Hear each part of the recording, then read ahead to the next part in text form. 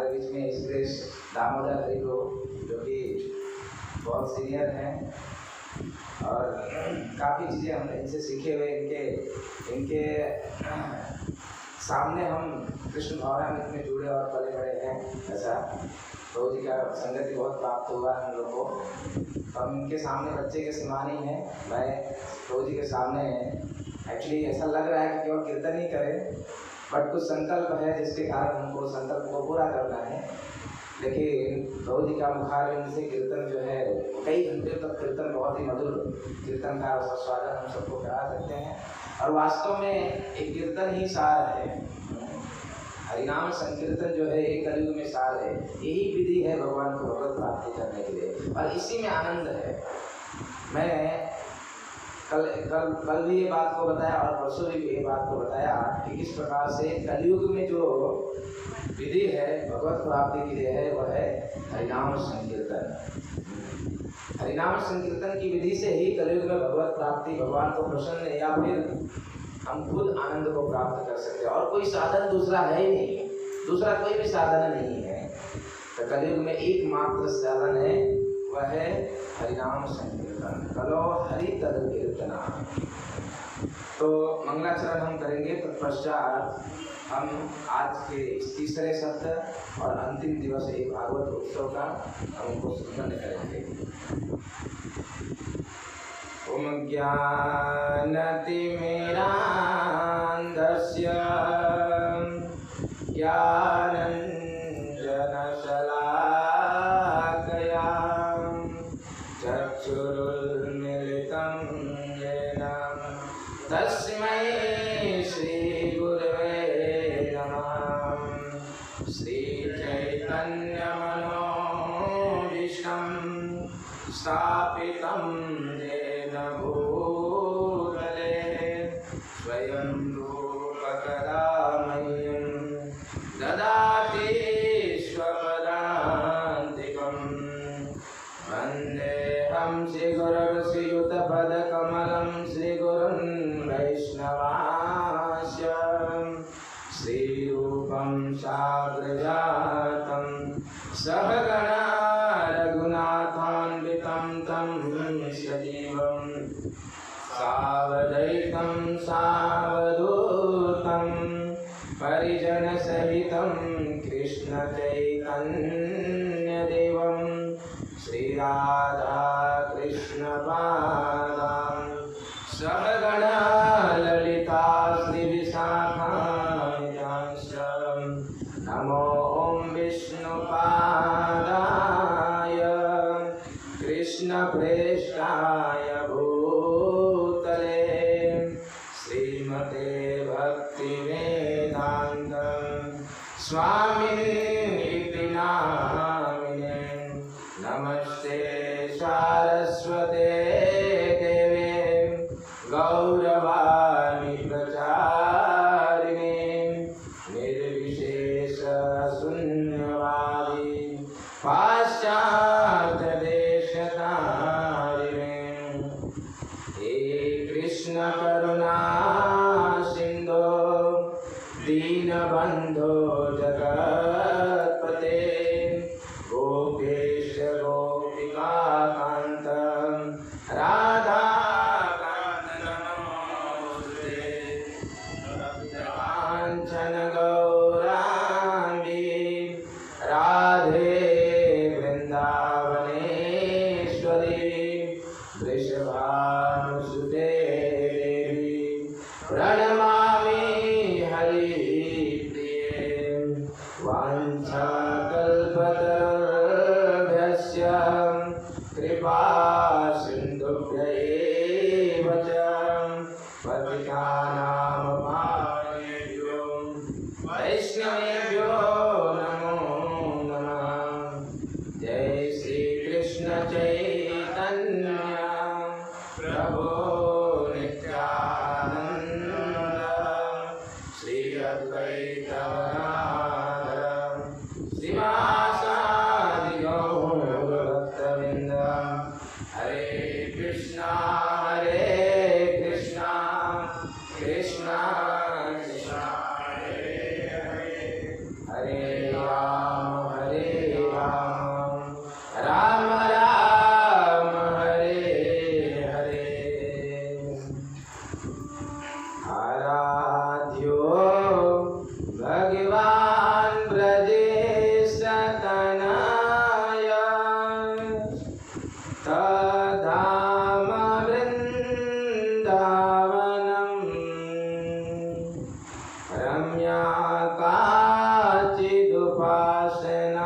व्रजवधूं वर्गेणया कल्पिताम् श्रीमद्भागवतं प्रमाणमलम् प्रेमापुमार्थो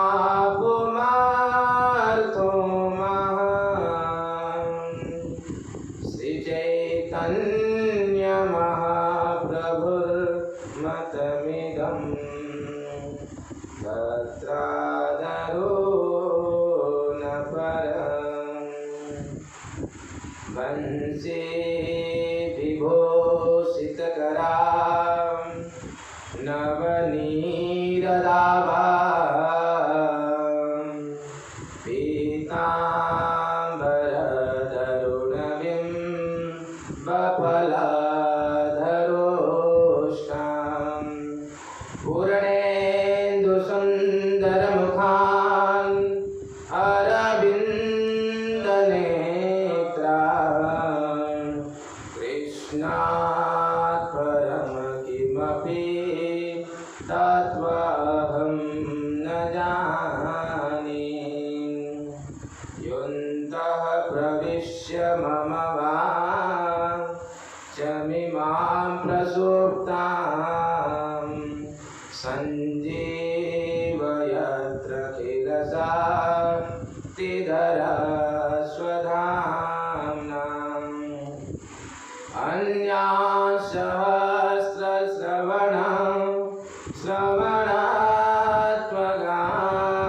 श्रवणात्मगादीन् प्राणानमो भगवते पुरुषाय तुभ्यं करारविन्दे न पदारविन्दम्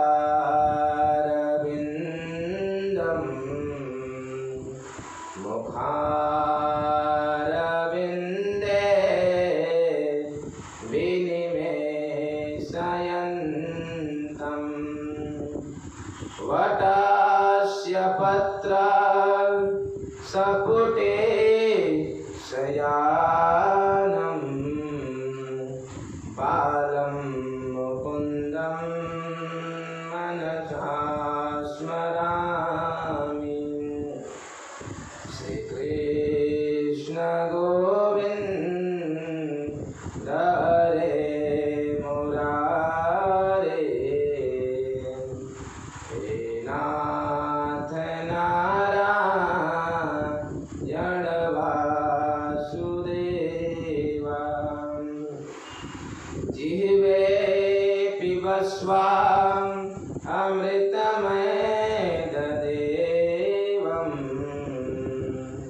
गोविन्द दामोदर माधवेति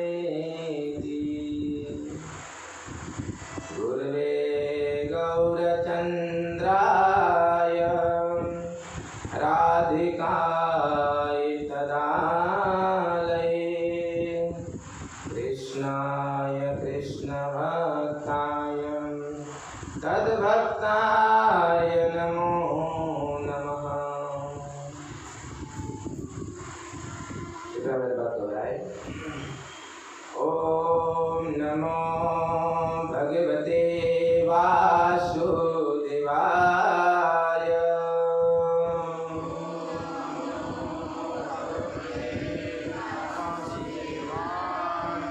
ओम नमो भगवते वासुदेवाय।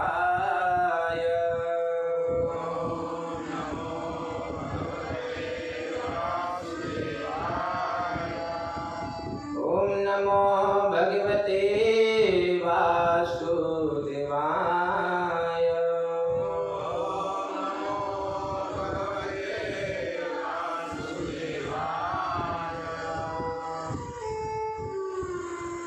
हरे कृष्णा। तो आप सभी भक्तों का हार्दिक स्वागत करते हैं इस भागवत सत्संग के तृतीय और अंतिम दिवस में। बहुत सुंदर ये जो आयोजन हुआ पितृपक्ष में, विशेष करके 10वीं और एकादशी और द्वादशी का जो तिथि है ये तो बहुत महत्वपूर्ण तिथि है। आज द्वादशी है। द्वादशी जिस प्रकार से एकादशी की महिमा है वैसे ही द्वादशी की भी अत्यंत महिमा है।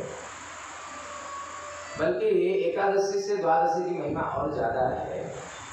अगर हम द्वादशी के दिन भी अगर हम इस प्रकार से सत्संग, इस प्रकार से हरिनाम का जप, इस प्रकार से हरिनाम का कीर्तन अगर हम करते हैं तो निश्चित रूप से हमारा जीवन में बहुत ही लाभ को प्राप्त करेंगे, परम आनंद की प्राप्ति होगी। वास्तव में हमने अभी तक कई विषयों के ऊपर चर्चा किया, कई कथाओं को हमने सुना। जैसे कि पितृपक्ष चल रहा है तो उस संबंधित भी हमने पितृ के विषय में भी कुछ चीज़ें कल सुना, और साथ साथ में भागवत की कुछ महिमाओं को सुना, और साथ साथ में भगवान के कुछ ऐसे लीलाओं को भी सुना और भक्तों की भी लीलाओं को सुना। तो यही एक्चुअली जीवन होना चाहिए। मनुष्य जीवन इसीलिए प्राप्त हुआ है। अनेक 84 लाख योनियाँ हैं। हम अलग अलग योनियों में भटकते भटकते ये जो मनुष्य जीवन प्राप्त हुआ है ना, ये मनुष्य जीवन एक ऐसा स्थान है जहाँ से एक ऐसा जंक्शन के समान है। प्रभुपाद जी कहते हैं, हमारे संस्था के संस्थापक आचार्य इस डिवाइन ग्रेस एसी भक्तिवेदांत स्वामी श्री प्रभुपाद जी कहते हैं कि मनुष्य जीवन जो है एक जंक्शन के समान है। जैसे कि एक जंक्शन पे हम खड़े होते हैं जब तो हम वहाँ से डिसाइड कर सकते हैं कि कौन सी जगह पे हमको जाना है। एक जंक्शन जो होता है स्टेशन का, वहाँ से कई जगहों के लिए ट्रेन जाती है, कई जगहों के लिए हमारे पास वहाँ पे कई ऑप्शंस होते हैं कि हम कौन सी जगह पे जा सकते हैं, वो मौका रहता है। इसी प्रकार से मनुष्य जो हमको जीवन प्राप्त हुआ है, मनुष्य शरीर प्राप्त हुआ है, ये एक जंक्शन के समान है। यहाँ से हम डिसाइड कर सकते हैं कि वापस हमको 84 लाख योनियों में जाना है या इस 84 लाख योनियों से छूटकर भगवान के धाम में जाना है। ये हमारे ऊपर निर्भर करता है।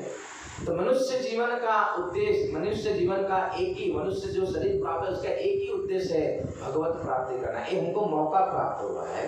अगर इस मौके को भी अगर हम गवा दिए तो फिर से वही फिर क्या, पुनरपि जन्मम पुनरपि मरणम पुनरपि जननी जठरे शरण। अब कौन सा जननी का जठर मिलेगा ये कोई भरोसा नहीं है। अगर हम इसको दुरुपयोग कर दिए तो कुत्ते के गर्भ में भी जाएंगे, जानवर के भी गर्भ में जाएंगे, कीड़े मकोड़े इत्यादि क्या बनेंगे कुछ भरोसा नहीं। अगर इस मनुष्य जीवन को अगर हमने गवा दिया तो कुछ भी भरोसा नहीं है। लेकिन अगर एक मनुष्य जीवन का सदुपयोग किया, जैसे कि वेदव्यास ऋषि कहते हैं, धर्मो ही एको अधिको विशेषो। अगर धर्म का पालन कर लिया इस मनुष्य जीवन में तो निश्चित रूप से परम गति को प्राप्त करेंगे, उच्च लोकों की प्राप्ति होगा। नहीं तो वापस हम निम्न लोकों में चले जाएंगे, फिर से 84 लाख दुनिया भ्रमण करते करते न जाने कब फिर से मौका मिलेगा मनुष्य जीवन का। तो सबसे बेस्ट ये शरीर जो है मिला है हमको, मनुष्य जीवन जो सबसे बहुत बड़ा भगवान की कृपा, भगवान की देन है कि हमको इस शरीर प्राप्त हुआ है। इस शरीर से अगर जीवन में भजन नहीं किया, अगर जीवन कुत्ते बिल्ली के समान गवा दिया, आहार निद्रा भय मैथुन में गवा दिया, तो निश्चित रूप से हम अधोगति को प्राप्त कर जाएंगे, वापस उन 84 लाख योनियों में चले जाएंगे, और फिर कब तक हमारा फिर से मनुष्य जीवन मिलेगा कुछ भरोसा नहीं।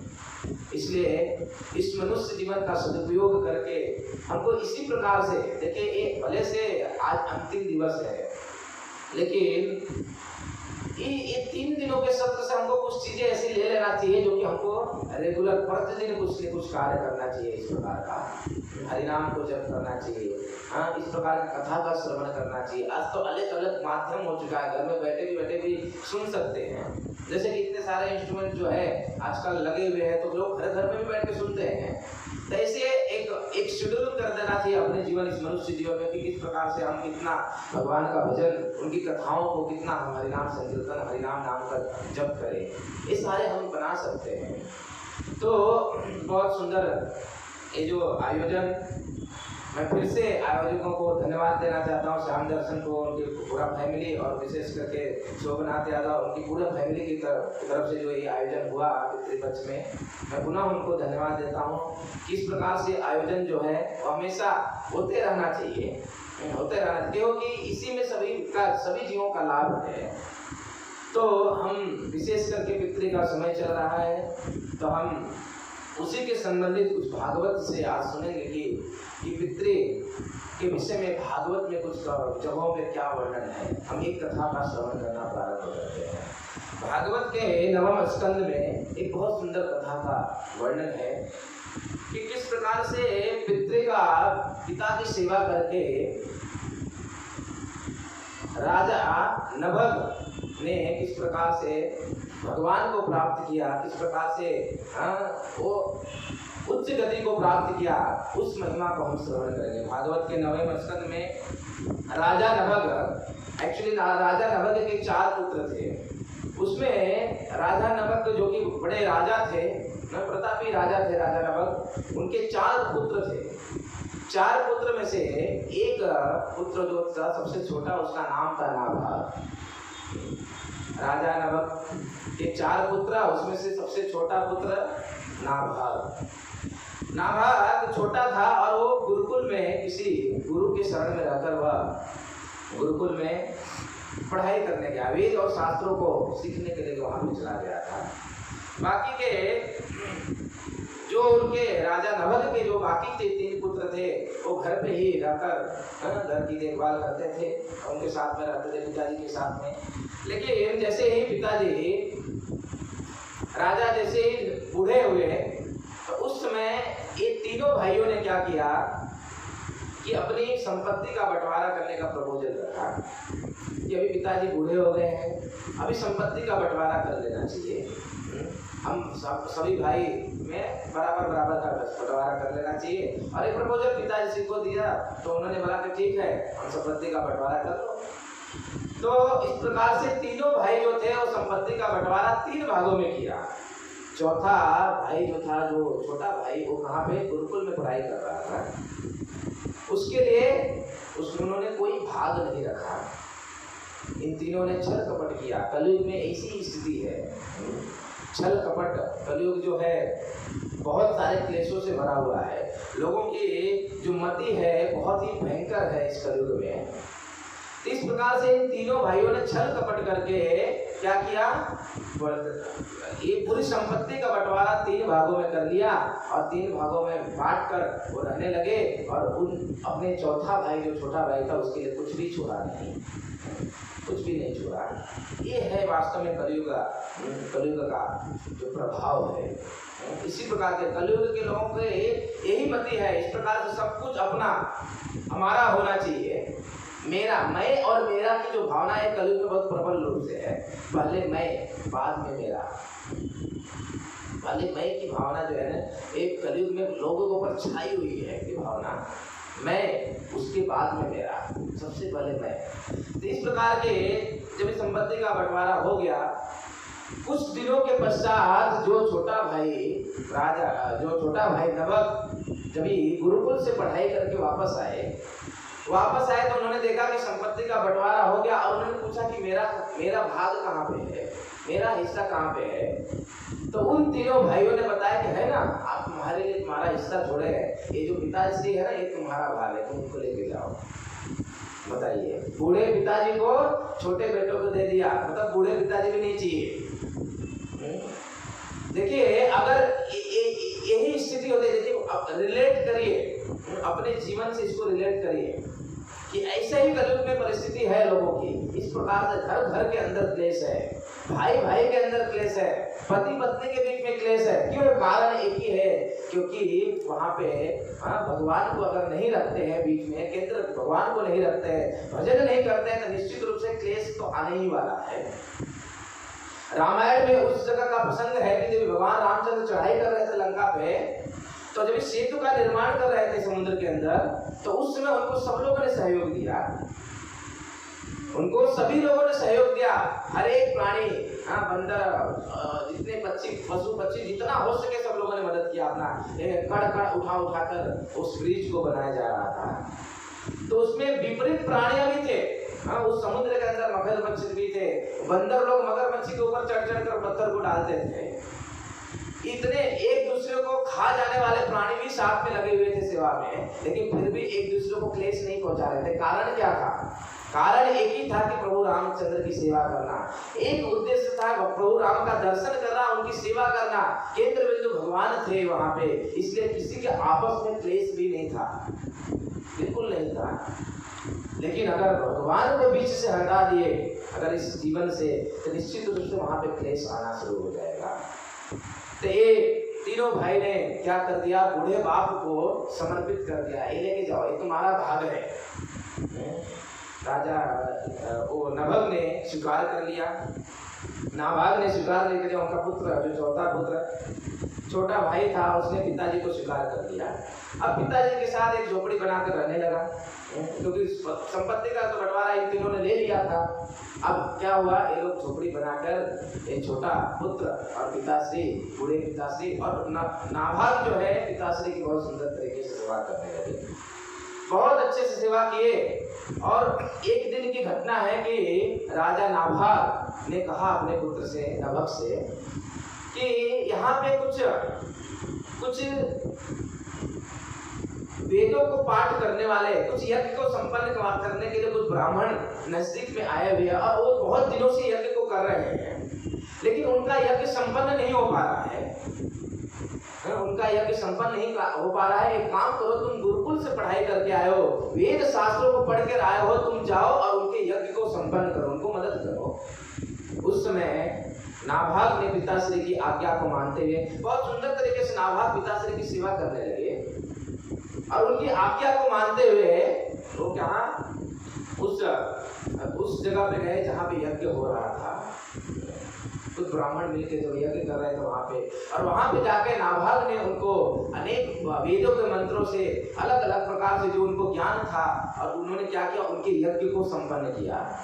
और यज्ञ को संपन्न हो गया तो सारे ब्राह्मण बहुत प्रसन्न हो गए, सारे ब्राह्मण बहुत प्रसन्न हुए। और प्रसन्न होने के पश्चात उन्होंने बहुत सारी संपत्ति को नाभाग को दिया, बहुत सारी संपत्ति को दिया।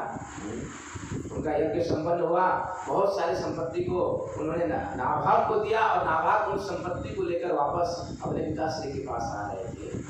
उस समय रास्ते में एक विशाल पुरुष, उसका रूप काला था, और रास्ते में प्रकट हुए और वो ये दावा करने लगे नाभाग को कि ये जो यज्ञ का जो तुम ये संपत्ति सारे लेके जा रहे हो, जो कि ब्राह्मणों ने तुमको प्रदान किया है, ये संपत्ति इसके ऊपर मेरा भाग है, मुझे चाहिए, ये मेरा है।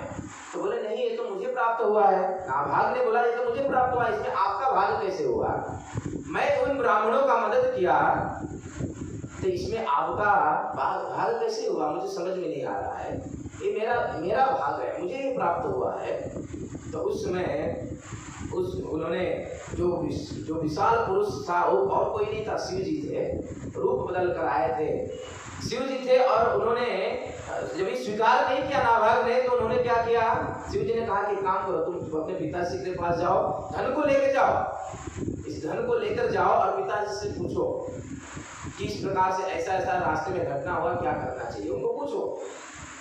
तो उस समय नाभाग घर पे गए और पिताश्री को पूछे, और पिताश्री ने बोला कि देखो नाभाग, वास्तव में जो यज्ञ का जो फल होता है ना, उसमें शिव जी का वो भाग होता है। निश्चित रूप से तुमको शिव जी आए थे और उस फल को मांग रहे थे, तुम एक काम करो, जाओ पूरा का पूरा जो संपत्ति वो शिव जी को दे दो। उस समय पिताजी की आज्ञा पालन करने वाला एक नाभाग और उस समय निकल कर वापस गए और वहाँ पे शिव जी को उन्होंने सारा, आपने जो ऐसा बोला आपने सही बोला, इस पर आपका हक है।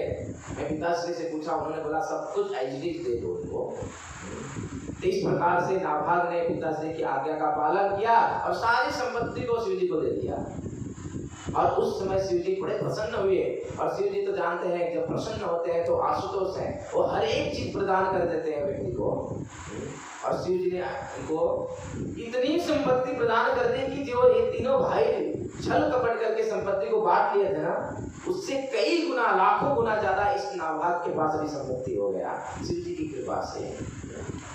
शिव जी की कृपा से उनको इतनी संपत्ति प्राप्त हो गया। और इस प्रकार राजा नभग जो है, राजा नभग के जो पुत्र नाभाग है, उन्होंने इतना पिताश्री का सेवा करने लगे, इतना पिताश्री का सेवा कर रहे थे, इतने पितृभक्त बने कि आगे चलकर इस राजा नभल के पुत्र जो नाभाग है, नाभाग के पुत्र बने आगे चलकर राजा अम्बरीश महाराज बने। अम्बरीश महाराज के विषय में भी भागवत में वर्णन है कि इतने प्रतापी राजा थे। राजा होते हुए भी वो क्या थे? भगवान के बहुत बड़े भक्त थे।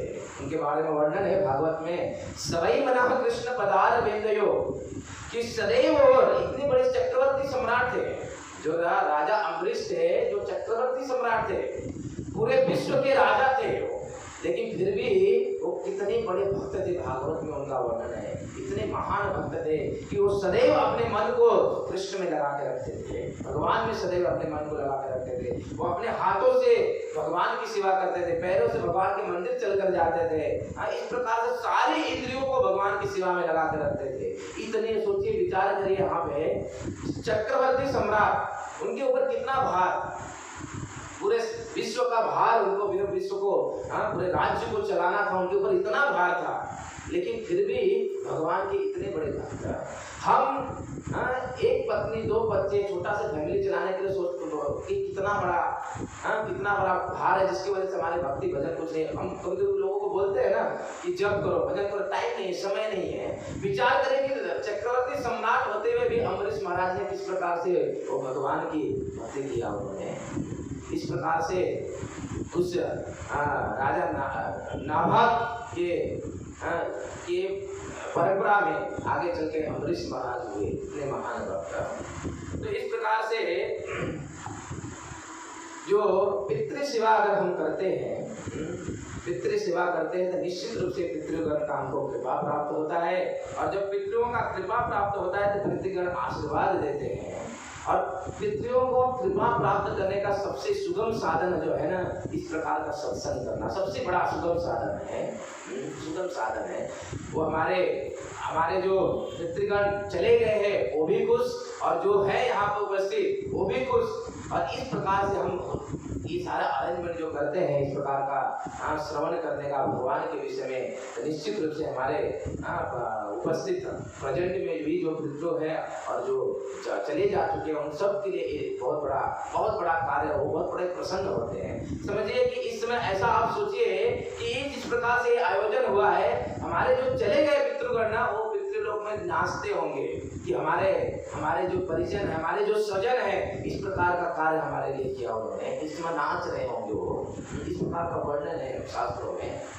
इस प्रकार का हम अगर कथाओं का श्रवण करते हैं तो ऐसे ही वेदव्यास ऋषि, मैंने वहाँ पे कथा समाप्त किया था कल कि वेदव्यास ऋषि भागवत की महिमा को बताने लगे। बताते कई बातों को वेदव्यास ऋषि ने बताया, और उसके बाद मैंने कहा कि गोकर्ण की जो कथा है वो रह गई, बच गया था कल। समय न होने के कारण हमने गोकर्ण की कथा हमने नहीं किया था, तो हम गोकर्ण की कथा अभी आज हम सुनेंगे, क्योंकि भागवत जब होती है तो ये कथा, गोकर्ण की कथा होती ही है। तो वेदव्यास ऋषि गोकर्ण की कथा करते हुए वो बहुत सुंदर बात को बताते हैं कि वेदव्यास ऋषि कहते हैं कि भागवत कोई व्यक्ति अगर सुनता है तो उसको तो लाभ प्राप्त होता है। जो सुनता है, जो प्रत्यक्ष रूप से भागवत को सुनता है, उसको लाभ तो प्राप्त होता ही है, लेकिन जो उसके पूर्वज हैं, जो अभी नहीं है प्रेजेंट रूप में, उनका भी उद्धार हो जाता है। एक व्यक्ति यहाँ भागवत सुनता है, लेकिन उसके पितृगण, उसके पूर्वज जो है, उनका भी उद्धार हो जाता है। इस बात को बताते हुए, समझाते हुए वेदव्यास ऋषि एक सिद्धांत को, बहुत सुंदर सिद्धांत को बताते हैं, और वहाँ पे उन्होंने एक गोकर्ण की कथा करना प्रारंभ किया। वर्णन करते हैं वेदव्यास ऋषि, अत्र ते कीर्ति श्यामं इतिहासं पुरातनं यस्य श्रवणमात्रेण पापहानि प्रजायते। वेदव्यास ऋषि कहते हैं कि अत्र ते कीर्तिष्यामः इतिहासं पुरातनम। ये जो इतिहास अभी मैं सुनाने जा रहा हूँ, वेदव्यास ऋषि इस इतिहास को सुनाने जा रहे हैं। बहुत सुंदर इतिहास है, कृपया सब लोग ध्यान से सुने इसको। वेदव्यास ऋषि कहते हैं कि ये जो मैं इतिहास को सुनाने जा रहा हूँ, इसका यस्य श्रवण मात्रेण, इसका श्रवण करने मात्र से पाप हानि प्रजापते, कि व्यक्ति मनुष्य का पाप जितने भी प्रकार के उसके पाप है जीवन में अभी तक जो किया है उसने पाप, जितना भी उसने पाप इकट्ठा किया हुआ है, अगर इस इतिहास को सुनता है तो उसके सारे पाप जो है नष्ट हो जाते हैं। अगर इस इतिहास को सुनता है तो वो इतिहास क्या है? तो कहते हैं तुंगभद्रा तटे पूर्वम उत्पन्नम उत्तमम यत्र वर्णा स्वधर्मेण सत्य सत्कर्म तत्परा। व्यास ऋषि कहते हैं कि वो ऐसा इतिहास है कि तुंगभद्रा नदी के तट पे एक ब्राह्मण, बहुत उत्तम कोटि का ब्राह्मण तुंगभद्रा नदी के तट पे निवास करते थे। उनका जीवन कैसा था? स्वधर्मेण सत्य कर्मणा, वो हमेशा स्वधर्म, हमेशा धर्म का पालन करने वाले ब्राह्मण थे, अपने स्वधर्म का पालन करने वाले पक्के ब्राह्मण थे। वो तुंगभद्रा नदी के तट पे वो निवास करते थे और अपने साधन भजन को क्या करते थे, वहां पे उनका निवास स्थान था इस ब्राह्मण का। उस ब्राह्मण का नाम क्या है? तो व्यास ऋषि कहते हैं आत्मदेवा पुरे तस्मिन् सर्ववेदा विशारद श्रोतस्मार्तेषु निष्णातो इव भास्कर। बहुत सुंदर बात को बताते थे कि वो ब्राह्मण कैसे थे और उनका नाम क्या था? तो कहते आत्मदेव। उस ब्राह्मण का नाम था आत्मदेव, जो कि तुंगभद्रा नदी के तट पे निवास करते थे। और उनका वो कैसे थे? तो तुम आत्मदेवा पुरे तस्मिन् सर्व वेद विशारदा, सभी वेदों में, सभी प्रकार के वेदों में विशारद थे। तो ब्राह्मण कोई साधारण ब्राह्मण नहीं थे, ये आत्मदेव जो थे वेदों के पंडित थे। सर्व वेदों विशारद, सभी वेदों में विशारद थे, उनको प्रचंड ज्ञान था और महान बड़े तपस्वी थे, बड़े साधन करने वाले व्यक्ति थे ये आत्मदेव ब्राह्मण। और विशेष करके उनके ऊपर भास्कर स्वयं सूर्य देव की बड़ी कृपा थी उनके ऊपर, ये आत्मदेव ब्राह्मण को। आगे कहते हैं कि इस आत्मदेव ब्राह्मण की एक पत्नी थी, जिसका नाम था धुंधली, और वो बहुत ही कलुषित पत्नी थी, बहुत ही बेकार पत्नी थी। ऐसा कभी कभी हो जाता है व्यक्ति के जीवन में कि उसका जो साथी होता है वो बहुत ही ऐसा मिल जाता है कि उसको बस ले डूबता है। तो इस प्रकार से एक धुंधली नाम की जो उनकी पत्नी थी वो बहुत कुकर्मी थी, बिल्कुल देखिए विपरीत था। ये ब्राह्मण थे, सर्व वेद विशारद थे और सभी वेदों को ज्ञान रखने वाले थे, इतने बड़े महान भक्त थे वो। लेकिन उनकी जो पत्नी निकली वो बहुत बड़ी कलुषित पत्नी निकली और बिल्कुल उसके अंदर बिल्कुल उस पत्नी का वर्णन करते हैं वेदव्यास ऋषि, बहुत बातों को बताते हैं कि उनकी पत्नी थी कैसी। वेदव्यास ऋषि कहते हैं स्ववाक्य स्थापिता नित्यम, वो हमेशा क्या करती थी? अपने ही स्व, मतलब अपना, मैं बोला ना पहले मैं।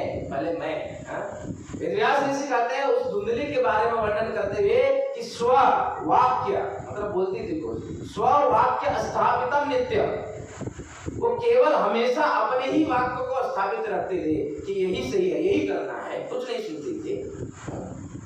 बस मैंने बोला ना, बस यही, तो मान लो कुछ उसको बोलो कि ये करो, नहीं मैं नहीं करूँगी, नहीं ये सही है, मैं जो बोल रही हूँ वही सही है, आप जो बोल रहे हो सही नहीं है। व्यास ऋषि कहते हैं कि स्व वाक्य स्थापिता नित्य, वो नित्य रूप से अपने ही वाक्यों को स्थापित करते थे कि यही सही है और ऐसे ही करना है। पति बेचारे बड़े परेशान थे इससे कि क्या किया जाए, हमेशा केवल विपरीत कार्य को करती है, अपना ही मनोधारणा को स्थापित करती है, बस ऐसा ही होना चाहिए। मैंने एक लेख पढ़ा था एक जगह पे, उस लेख में मैंने लेख पढ़ा था, कोई ये शास्त्रों की बातें नहीं है, लेकिन लेख पढ़ा था। तो जब वो लेख पढ़ा मैंने, तो मेरे को ये जो आत्मदेव ब्राह्मण की जो कथा चल रही है मेरे को स्मरण आया। वो लेख ऐसा था कि एक पति था बेचारा, अपनी पत्नी से बहुत परेशान था। अक्सर है कलयुग में ये एवरेज ज़्यादा है। तो बड़ा परेशान था वो परेशान इसलिए था कि केवल ये अपने मन का ही करती थी, कुछ भी नहीं सुनती थी उसका। आज बोला पतिदेव कि आज साउथ इंडियन आइटम खाने का इच्छा नहीं, महाराष्ट्रियन आइटम बनाऊंगी, आज साउथ इंडियन नहीं।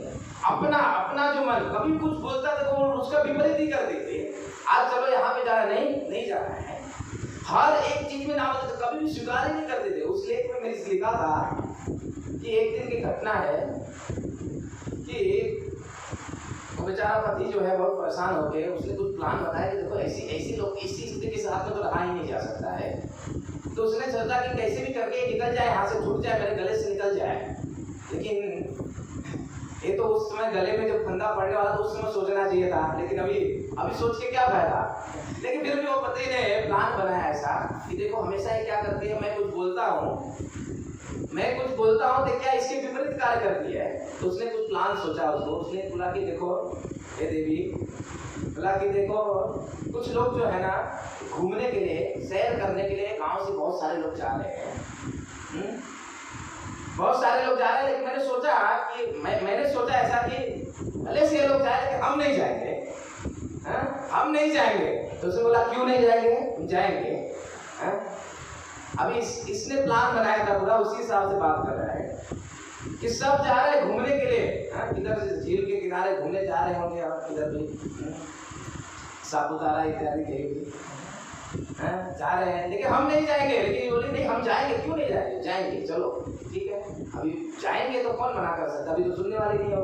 गए और गए तो वहां पे बहुत सुंदर झील था जिस जगह पे गए, और झील था बहुत तेज गति से पानी गिर रहा था, लोग अपने किनारे किनारे रख के स्नान कर रहे थे। और तो पतिदेव एक व्यक्ति को बोल रहा है अपनी पत्नी से कि देखो बहुत तेजी से ये धारा गिर रहा है, हम जाएंगे नहीं नहाने के लिए, क्योंकि कुछ भी गड़बड़ हो सकता है। बोला क्यों नहीं जाएंगे, जाएंगे हम नहाने के लिए।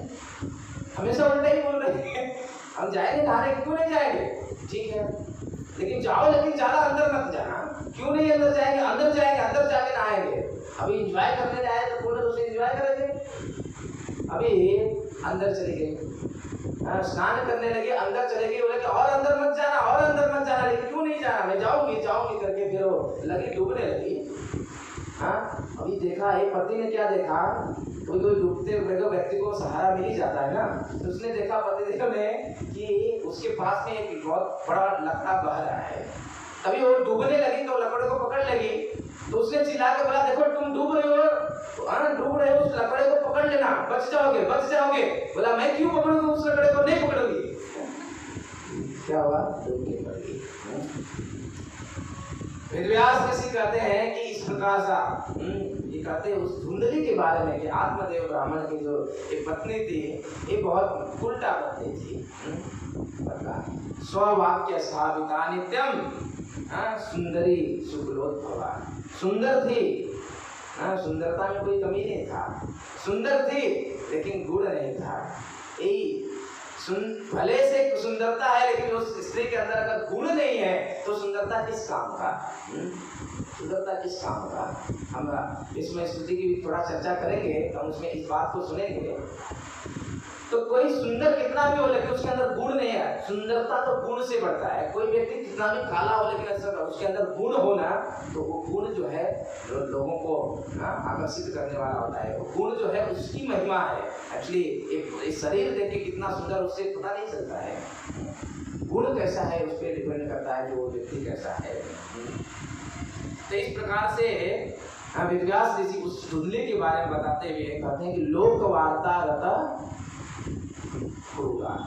हमेशा क्या करते थे वो, केवल लोक वार्ता प्रचलित करती थी, इधर का बात उधर, उधर का बात उधर, केवल लोगों को गप्पे मारती थी इधर उधर, लोगों का झगड़ा करवाती रहती थी। इधर से जाकर उधर गए, अब तुमको सखी को तुमको पता है वहाँ पे क्या हुआ था, फिर वो उसको बताएगी, इस प्रकार का क्या कहते हैं कि लोक वार्ता, हमेशा लोक वार्ता में फंसी रहती थी धुंधली, और हमेशा प्रचलित करती रहती थी। इस प्रकार का जो आत्मदेव ब्राह्मण की जो पत्नी धुंधली, इस प्रकार का उसका स्वभाव था।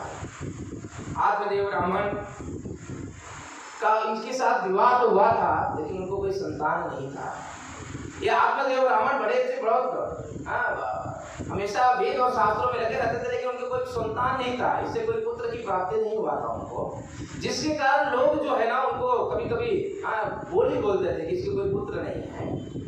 धुंधली को तो कुछ फर्क नहीं पड़ता था, क्योंकि वो उल्टा स्त्री थी, उसको कुछ फर्क नहीं पड़ता था। लेकिन आत्मदेव ब्राह्मण कभी कभी जाते थे, लोग बोलते थे कि ये संतान इनको नहीं है, और इसके कारण वो दुख भी था उनको कि संतान की प्राप्ति नहीं है। तो उन्होंने सोचा कि ये जीवन ऐसा भी बहुत भयंकर रूप से चल रहा है, क्योंकि इस प्रकार से पत्नी मिली हुई है और उसमें भी कोई पारिवारिक सुख नहीं है, कोई बच्चे संतान इत्यादि नहीं है। तो ये आत्मदेव ब्राह्मण ने सोचा कि ये जीवन को धारण करके कोई लाभ नहीं है, मैं क्या करता हूँ, आत्महत्या कर लेता हूँ। आत्महत्या करने के विचार में एक ब्राह्मण सोचने लगे, आत्मदेव ब्राह्मण, और निकल गए उसी तुंगभद्रा नदी के किनारे तट पे पहुंच गए और वहां पे आत्महत्या करने का उन्होंने सोचा। उसी समय कुछ सन्यासी लोग वहां से विचरण कर रहे थे, देखे कि ये ब्राह्मण जो है आत्महत्या करने वाला है। वो सन्यासी लोग उनके पास पहुंच गए, बोले कि क्या करने जा रहे हो। उन्होंने पूरा हिस्ट्री बताया कि ऐसा ऐसा मैं परेशान हूँ अपने जीवन से, इस प्रकार की पत्नी प्राप्त हुई और मेरा कोई संतान नहीं है, ये भी एक बहुत बड़ा दुख है मुझे, इसलिए मैं आत्महत्या करना चाहता हूँ। सन्यासी लोग बताए कि देखो आत्महत्या करके कोई प्राप्त नहीं होने वाला है, तो कुछ भी प्राप्त नहीं होने वाला। आप कितने समय तक आत्महत्या करोगे ये ब्राह्मण, क्योंकि मैं देख रहा हूँ कि आपके इस जन्म में नहीं संतान, आपके अगले 7 जन्म में आपको कोई संतान नहीं है। इस प्रकार के बात को सन्यासी लोगों ने आत्मदेव ब्राह्मण को किया, और जैसे उन्होंने ये बोला कि अगले 7 जन्म तक आपको कोई संतान नहीं है, तो तुरंत ही, तो बड़े प्रचंड विद्वान थे ब्राह्मण, उन्होंने तुरंत सोचा कि ये सन्यासी जो है अगले 7 जन्म हमारा देख सकता है, तो ये सन्यासी मुझे पुत्र भी प्रदान कर सकता है। तुरंत ही उन्होंने उस सन्यासी के चरणों में गिरे कि आप मुझे एक पुत्र प्रदान करिए, नहीं तो आपके चरणों में दम तोड़ दूंगा मैं। सन्यासी पूछ गए, अब आत्मदेव ब्राह्मण उनके चरण को पकड़ लिए, नहीं तो मैं आपके चरण में अपने प्राण को त्याग दूंगा। अब सन्यासी की कृपा से उन्होंने एक अभिमंत्रित मंत्र को लेकर उन्होंने एक फल को उस ब्राह्मण आत्मदेव को उस फल को दे दिया। आत्मदेव को उस फल को दिया, आत्मदेव बड़े प्रसन्न होकर लेकर गए। अब ये किसको दिया फल को? धुंधली को, अपनी पत्नी को दिया उस फल को, क्योंकि उस फल को खाएगी तो गर्भ को धारण करेगी, क्योंकि अभिमंत्रित द्वारा सन्यासी ब्राह्मणों के द्वारा अभिमंत्रित वो फल था, जिससे कि उसको पुत्र की प्राप्ति होता। लेकिन ये धुंधली जो थी बहुत ही बेकार स्त्री थी, उन्होंने क्या किया, उस फल को तो लिया, लेकिन अपने सहेलियों के बीच में गई और अपनी बात को चर्चा करने लगी कि देखो मेरे पति चाहते हैं कि मैं गर्भवती बनूं, और किधर से वो फल को लेकर आए हैं, लेकिन मुझे गर्भ को नहीं धारण करना है, मुझे गर्भ धारण नहीं करना है, क्योंकि गर्भ धारण करना मतलब कितना तकलीफ होता है, सब बड़ी समस्या होता है, प्रसव के समय बड़ी समस्या होता है। सारी बातों को अपनी सहेली से करने लगी, अपने सखी से करने लगी। उनके उसमें से एक सखी ऐसे निकली, तो बोले कि ये सखी तुम चिंता मत करो, एक काम करो, देखो मुझे मेरा गर्भ धारण हुआ है, 9 महीने के बाद मेरा जो पुत्र होगा, एक काम करो तुम मेरे पति से बात कर लो और उसको कुछ पैसे वैसे खिला दो मेरे पति को, क्योंकि पैसे की बड़ी जरूरत है। ये 9 महीने के बाद जो ये पुत्र प्राप्त होगा ना मुझे, तो एक पुत्र मैं तुमको दे दूंगी और इस पुत्र को अपना पुत्र मानकर बोल देना तुम। अभी धुंधली ने क्या किया, उसके पति से मिलकर बात करके जो भी कुछ पैसे ले दे के उन्होंने क्या किया, उसके पति को एक कर दिया। अब क्या हुआ, ये जो फल था, इस फल को धुंधली ने क्या कर दिया, अपने गाय को खिला दिया, इस फल को गाय को खिला दिया इस फल को।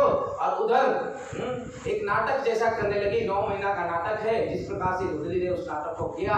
और 9 महीने के बाद जब उसके सखी को संतान हुआ, उस संतान को अपना संतान बताने लगी।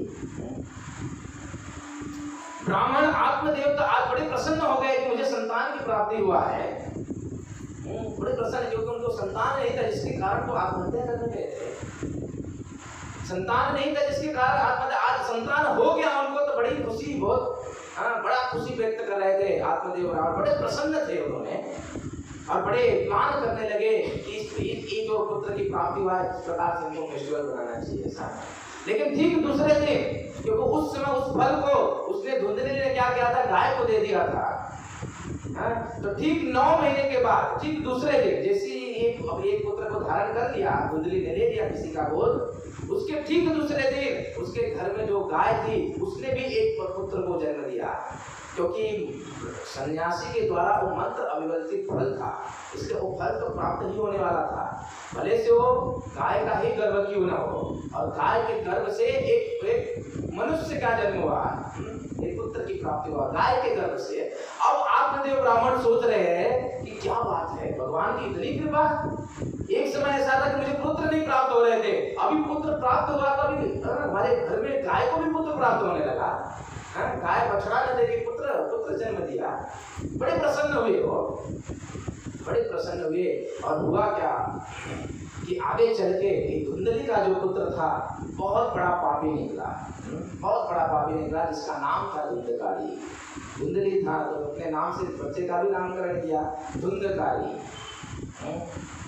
उसको कुछ समझती नहीं थी, जैसे इसको कुछ नहीं समझता था उसे उसको भी कुछ नहीं समझता था, हमेशा गलत काम करता रहता था, चारों नियम को तोड़ता रहता था, हमेशा लोगों को मारता था, पीटता था, कितने लोग को मार डालता था वो, इस प्रकार का कुकर्म करने लगा। वहीं पे ये जो ब्राह्मणों के द्वारा अभिमंत्रित जो फल वो गाय ने खाया था, उसके द्वारा जो पुत्र की प्राप्ति हुआ वो महाभागवत निकला, जिसका नाम था गोकर्ण। गोकर्ण अर्थात गाय से जन्म हुआ था, उसके कान जो है ना बड़े गाय की तरह लंबे थे, इसलिए उसका नाम हुआ गोकर्ण। लेकिन ये महाभागवत निकला। क्यों महाभागवत निकला?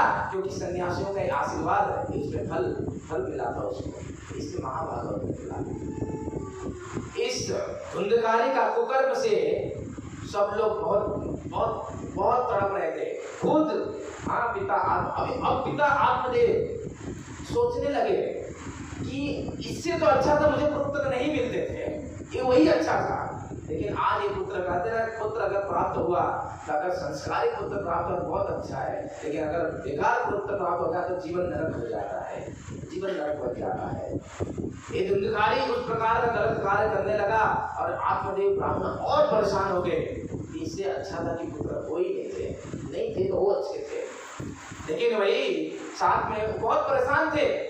लेकिन वहीं पे गोकर्ण जो कि महाभागवत था, इसलिए गोकर्ण के कारण वो अपने आप को धारण कर पा रहे थे।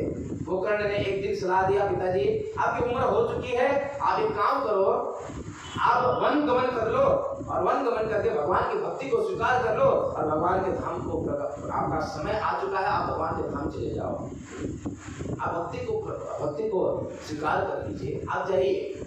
और इस प्रकार से महाभागवत गोकर्ण के सलाह से आत्मदेव ब्राह्मण ने घर छोड़कर निकल गए भक्ति करने के लिए, वैराग्य को धारण कर लिया और इस प्रकार भागवत के 10वें स्कंद का पाठ करते हुए वो भगवान के धाम चले गए। अभी इधर क्या हुआ, जब पिता चले गए थे धुंधकारी तो और भी कुकर्म करने लगा।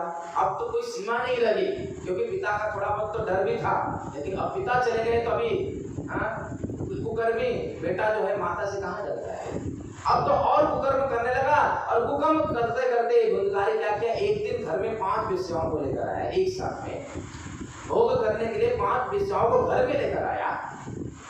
ये दृश्य को देखकर अभी धुंधली जो थी उसकी माँ जो थी, क्योंकि पति चले गए तो अब इसके कुकर्म से वो भी परेशान थी, माँ भी उसके कुकर्म से परेशान थी। और ये सब दृश्य देखकर माँ ने क्या किया, जाकर कुएं में कूदकर आत्महत्या कर ली।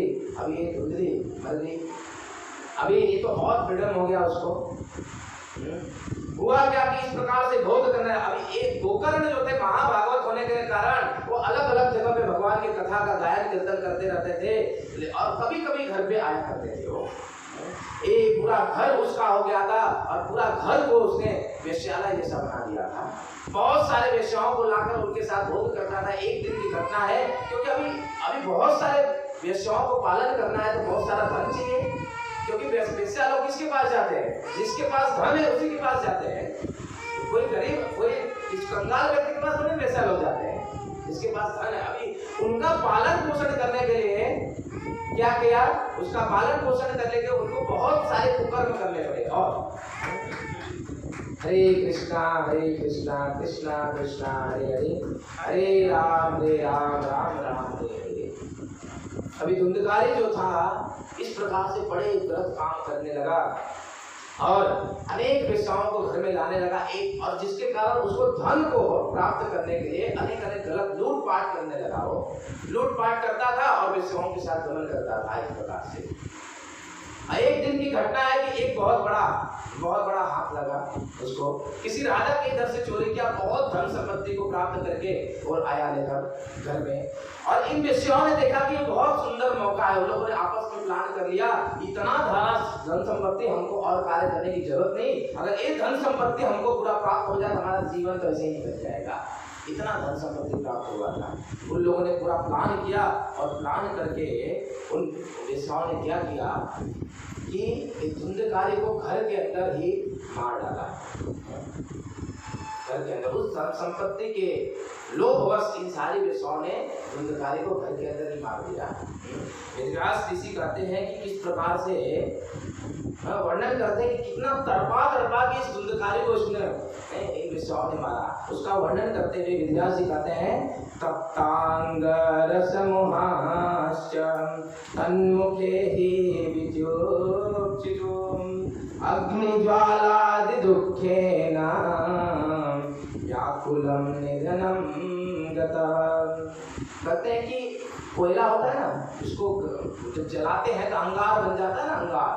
इस प्रकार का उन लोगों ने प्लान किया कि अंगार को जलाकर उसको सबने पकड़ के एक साथ में उस अंगार को उसके मुख में डाल के इस प्रकार से उसने पूरा दुख देते हुए तड़पा के उसको मार डाला।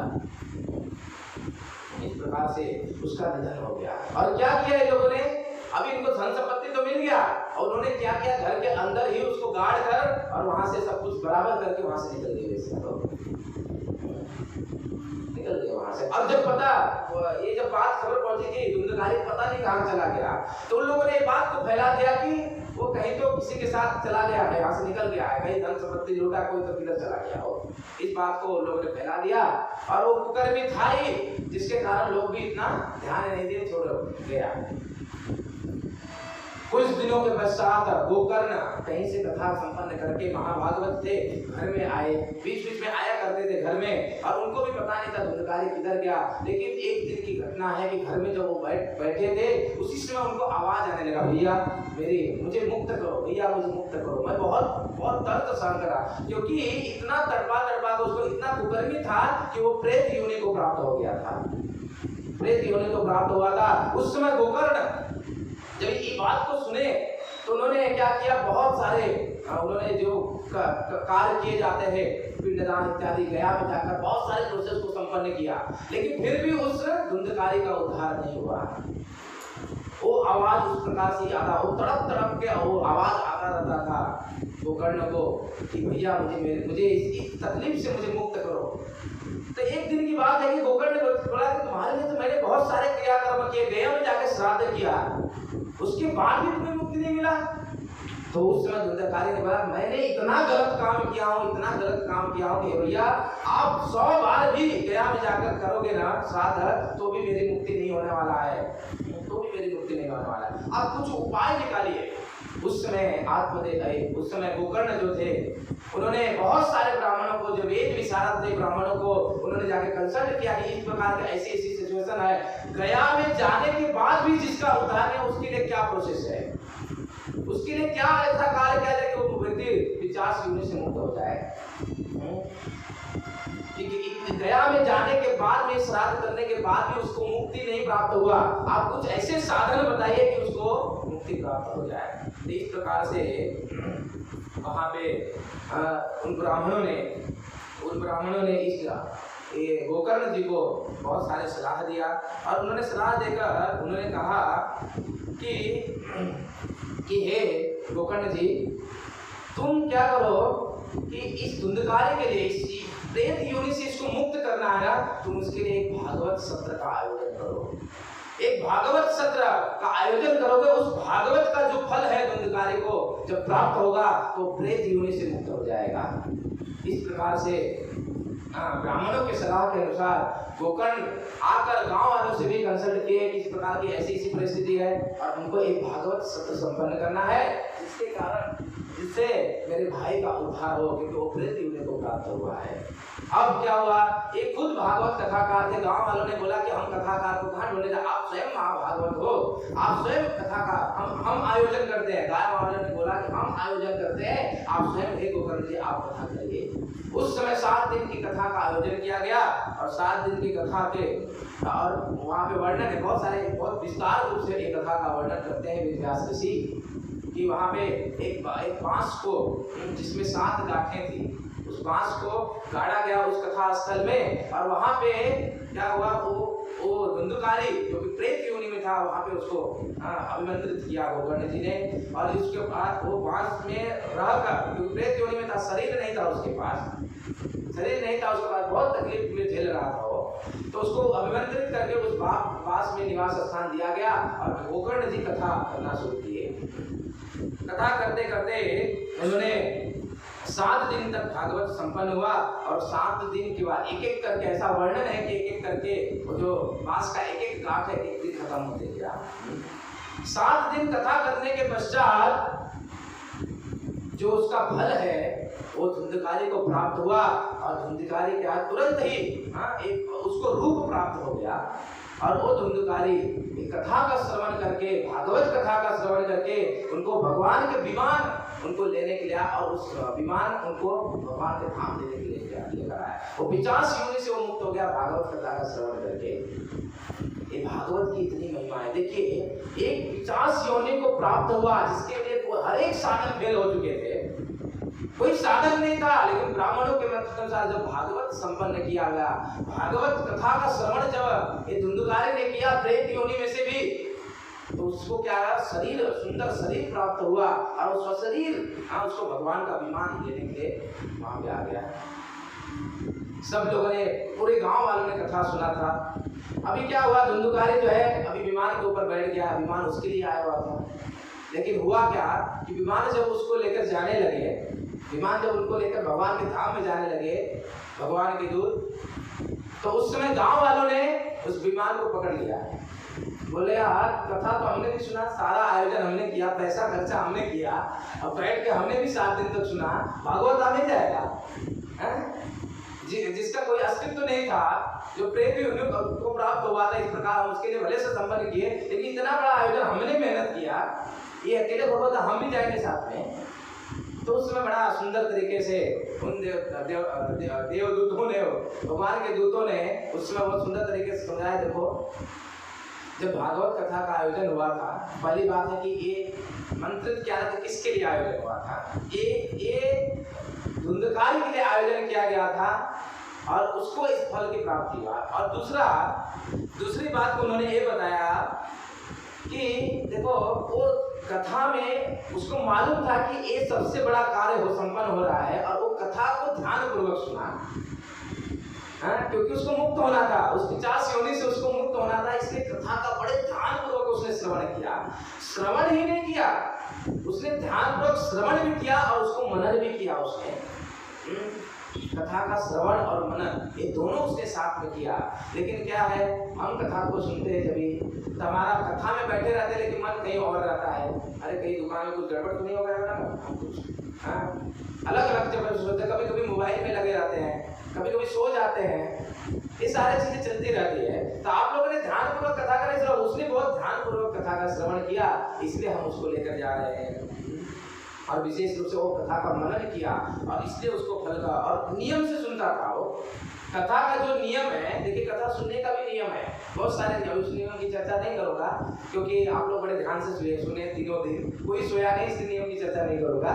तो बहुत सारे कथा का नियम भी है और वो कथा का नियम पालन करते हुए धुंधकारी ने सुना, इसलिए उसकी मुक्ति हो गई। अब भगवान का जो भेजा वो सारे दूत थे, वो सब क्या किए, धुंधकारी को लेकर चले गए और धुंधकारी जो मुक्त हो चुका है। लेकिन अभी गांव वाले ने बोला कि बहुत हो गया, अभी हम फिर से कथा करेंगे। गोकर्ण जी को फिर से रिक्वेस्ट किया, अब फिर से कथा करें, हम ध्यानपूर्वक सुनेंगे इस बार। ध्यान पूर्वक सुनेंगे और हम भी भगवान के धाम जाएंगे। भगवान के धाम फिर से कथा का आयोजन हुआ, फिर से 7 दिन का कथा चली और एक एक करके सब भगवान के धाम चले गए। तो इस प्रकार से भागवत सुनने का व्यास ऋषि बहुत सुंदर प्रसंग भागवत में रखते हैं कि किस प्रकार से भागवत की जो सुनने का महिमा है वो बहुत अपार है, बहुत महान है। तो ये भागवत का हमने 2 दिन से श्रवण किया, अभी महिमा को भी श्रवण किया, साथ साथ में कुछ स्वाष्टायिक को भी श्रवण किया, भक्तों की महिमा को भी श्रवण किया, पितृयों की महिमा को भी श्रवण किया। देखिए बहुत कम समय में जितना हो सके मैंने ये 3 दिनों में बताने का प्रयास किया आप लोग को। अभी भागवत का कुछ 1-2 प्रसंग को हम लेंगे, जो बचा का आधा घंटा का जो समय है। हम भागवत के एक महत्वपूर्ण प्रसंग जो है प्रथम स्कंद में है भीष्म देव का प्रसंग, उसको थोड़ा से हम आज के दिन में कथा श्रवण करते हैं। भीष्म पितामह जो कि बहुत महाभारत युद्ध में बहुत विशेष रोल भीष्म पितामह जी का था। और भीष्म पितामह के विषय में कहते हैं कि उस समय की बात है, विशेष करके मैं जो भीष्म पितामह की जो कथा का जो चर्चा करूंगा, विशेष करके उनकी जो स्तुति है, मुझे उस स्तुति बहुत प्रिय है। एक्चुअली कभी कभी मुझे जो प्रिय रहता है ना, उस चीज़ को मैं जरूर बताता हूँ कथाओं में। तो ये स्तुति जो है बहुत महत्वपूर्ण है। ये भीष्म पितामह जी ने जो स्तुति किया भगवान के लिए, वो कौन से समय में किया कि वो मरण शैया पे थे, उनका बाण से उनको छल्ली कर दिया गया था महाभारत के युद्ध में। मरण शैया पे भगवान को दर्शन करते हुए उन्होंने कुछ भगवान सामने खड़े हुए हैं। मरण शैया पे भीष्म पितामह जी है और भगवान सामने खड़े हुए हैं। उस समय भीष्म पितामह ने इन स्तुतियों को किया। लेकिन थोड़ा से प्रसंग को हम जानेंगे कि प्रसंग क्या था। प्रसंग इस प्रकार से था कि घटना उस समय का है कि महाभारत का युद्ध प्रारंभ था। लगभग 9 दिन बीत चुके थे महाभारत का, 9 दिन बीत चुके थे। 9 दिन बीतने के पश्चात 9 दिन तक महाभारत के युद्ध में कोई नहीं मरा था। कोई युद्ध चलता था केवल दिन भर, लेकिन मरा कोई भी नहीं था। ये देखकर दुर्योधन जो है ना बहुत खिन्न था, क्योंकि दुर्योधन की सेना में बड़े बड़े महारथी थे, बड़े बड़े महारथी, बड़े बड़े जितने भी भीष्म पितामह, द्रोणाचार्य, कृपाचार्य, जितने बड़े बड़े लोग थे महारथी, वो सब किसके पक्ष में थे? दुर्योधन के पक्ष में।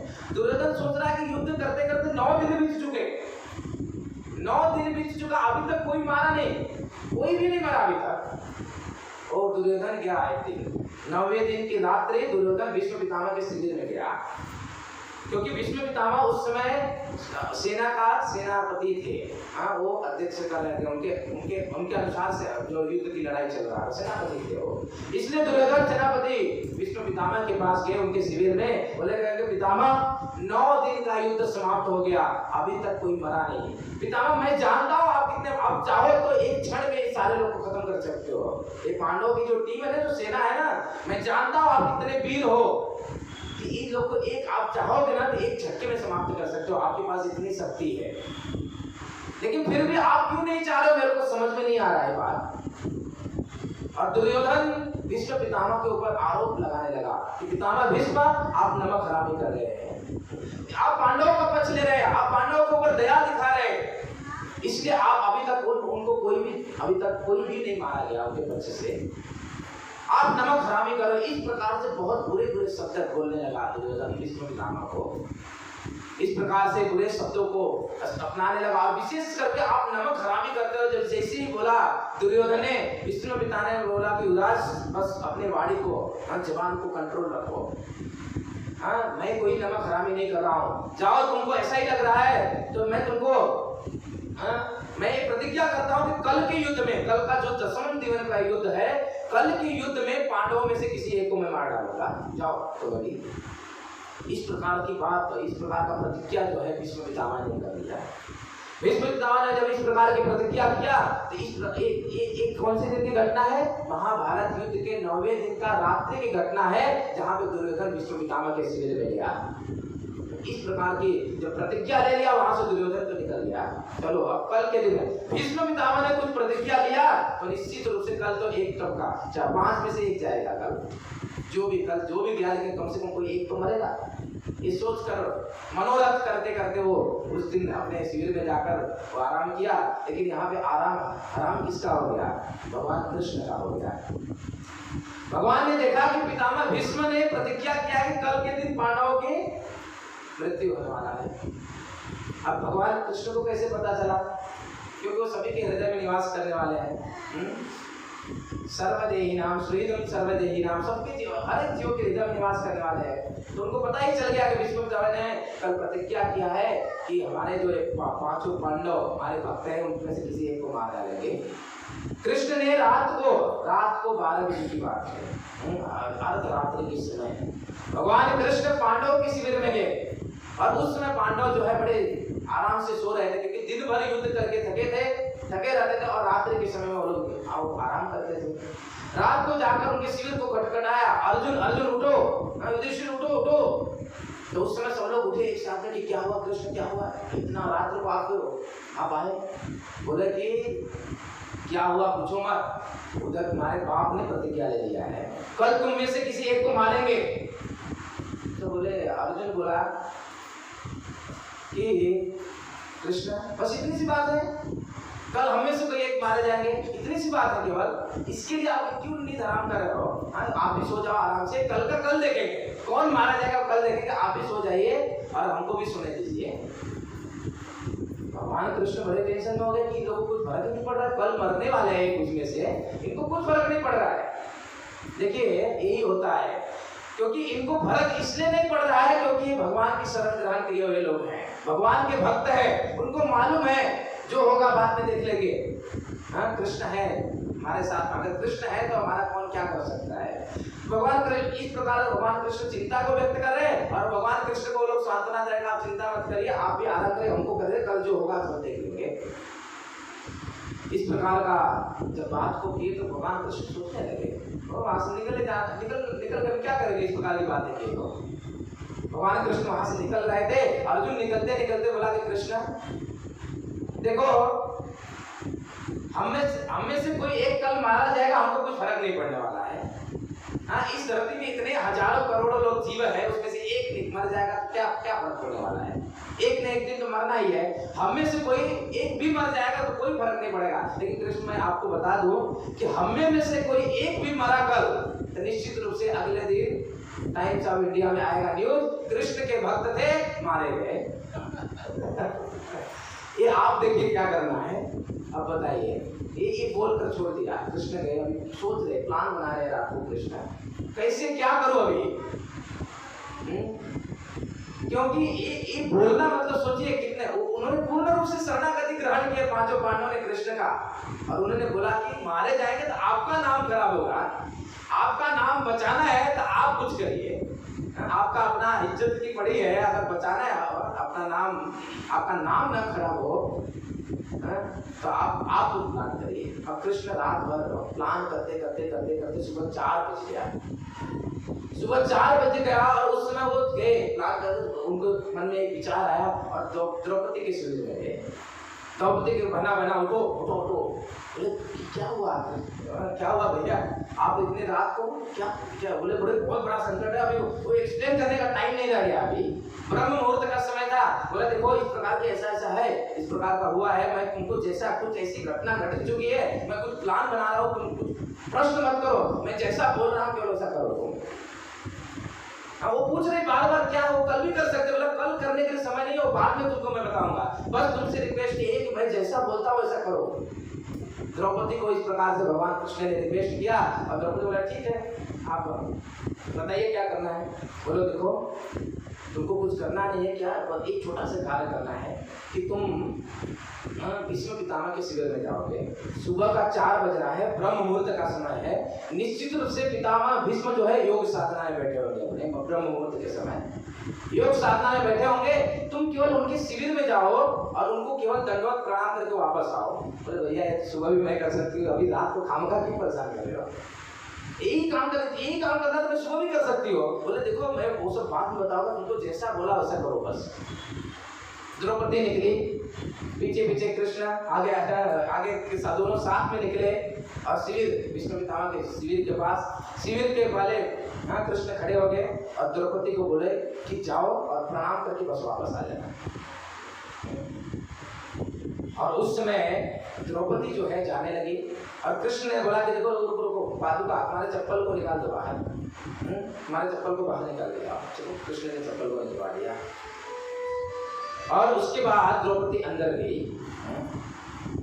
अभी जब दुर्योधन भीष्म पितामह के शिविर में आया था तो उस समय दुर्योधन को भीष्म पितामह ने ये भी कहा था कि ये तो कहा ही था कि कल मैं पांडवों में से किसी एक को मारूंगा, मैं तुमको ये प्रतिज्ञा लेता हूं, मैं तुम जाओ निश्चिंत होगा। और भेजते उन्होंने ये बोला था बात को कि जाओ तुम्हारी पत्नी को मेरे पास भेज देना। भीष्म पितामह ने कहा दुर्योधन को तुम्हारी पत्नी को मेरे पास भेज देना, मैं उसको अखंड सौभाग्यवती का वरदान दे दूंगा, तुम हमेशा के लिए जीवित रहेगा, तुम मरेगा ही नहीं।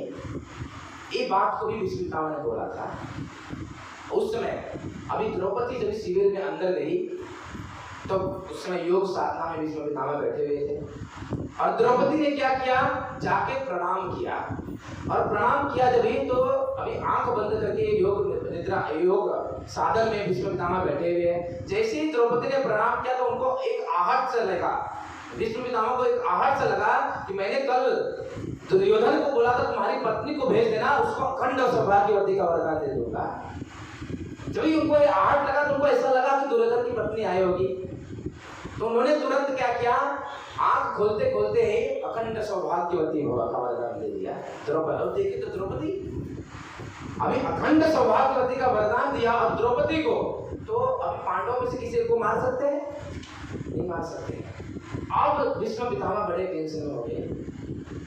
ये निश्चित रूप से किसी का चाल, एक कृष्ण का ही चाल होगा, एक कृष्ण ही कर सकता है। तुरंत भीष्म पितामह अपने योग साधना से उठकर बाहर निकलकर शिविर पे देखे तो कृष्ण जो है द्रौपदी के चक्र को ऐसा पकड़ के बोले बताओ भीष्म पितामह किसको मारोगे, अपनी प्रतिज्ञा की रक्षा करोगे कि क्या अब क्या करोगे बताओ, तुम हमारी प्रतिज्ञा का रक्षा करोगे, उनको मारोगे कि अभी अखंड सौभाग्यवती का वरदान दिया, कौन से वचन का रक्षा करोगे आप इस समय बताओ। भीष्म पितामह के पास तो अभी इधर अखंड सौभाग्यवती का वरदान दिया और उधर कल के युद्ध में एक को मारूंगा, एक प्रतिज्ञा भी किया है। अभी दोनों साथ में अब कृष्ण बोलने लगे बताओ अब क्या करोगे आप, अब बताओ क्या करोगे, बहुत बार बार प्रतिज्ञा करते रहते हो, जब देखो तब प्रतिज्ञा कर लेते हो, बताओ क्या करोगे। तो उस समय भीष्म पितामह ने बोला, क्योंकि भीष्म पितामह भी कोई साधारण व्यक्ति नहीं थे, वो भी कृष्ण के महान भक्त थे। बोले कृष्ण ठीक है मेरी प्रतिज्ञा का तो छोड़ो, टूटे या टूटे जो भी है, लेकिन मैं एक और प्रतिज्ञा करता हूं। अभी देखिए प्रतिज्ञा चल रहा है कृष्ण तो बोल रहे हैं कि मेरी प्रतिज्ञा का क्या हुआ वो सब छोड़ दो तुम, लेकिन मैं एक और प्रतिज्ञा करता हूं कि कल के महाभारत के युद्ध में मैं तुम्हारी प्रतिज्ञा जो है निश्चित रूप से तोड़वा दूंगा। तुम्हारी प्रतिज्ञा जो तुमने सोचा है ना कि अस्त्र शस्त्र धारण नहीं करोगे, ये प्रतिज्ञा जो है तुम्हारी प्रतिज्ञा तो निश्चित रूप से तोड़वा दूंगा। उस समय दूसरे 10वें दिन का युद्ध प्रारंभ हुआ। 10वें दिन का युद्ध प्रारंभ हुआ और इतना भीष्म पितामह आज ऐसे आक्रोश में थे कि आज उनका सामना कोई नहीं कर पा रहा था, कोई नहीं सामना कर पा रहा था। आज अर्जुन भी एकदम परेशान, सारे लोग परेशान। आज के 10वें दिन के युद्ध में केवल अगर कोई हीरो था तो वैसे भीष्म पितामह। आज उनको बिल्कुल कोई हरा नहीं सकता था और इतना तेजी गति से वो सबके साथ युद्ध करने लगे, तीव्र गति से युद्ध करने लगे और अपने बाणों को इस प्रकार से फेंक रहे थे, इस प्रकार से जैसे पंखा चल रहा है ना तो उसमें अभी 3 ब्लेड दिख नहीं रहे ना, इस प्रकार से वो बाणों को मार रहे थे। आज अर्जुन का गांडीव तक सब कुछ फेल हो गया, अर्जुन परेशान हो गया। अर्जुन को लगा कि अब तो ये मुझे छोड़ने वाले नहीं है भीष्म पितामह। अब अर्जुन का रथ हाँक रहे थे भगवान कृष्ण, सारथी थे अर्जुन के। कृष्ण ने ये दृश्य देखा कि अब अर्जुन बच नहीं सकता है पितामह के आगे।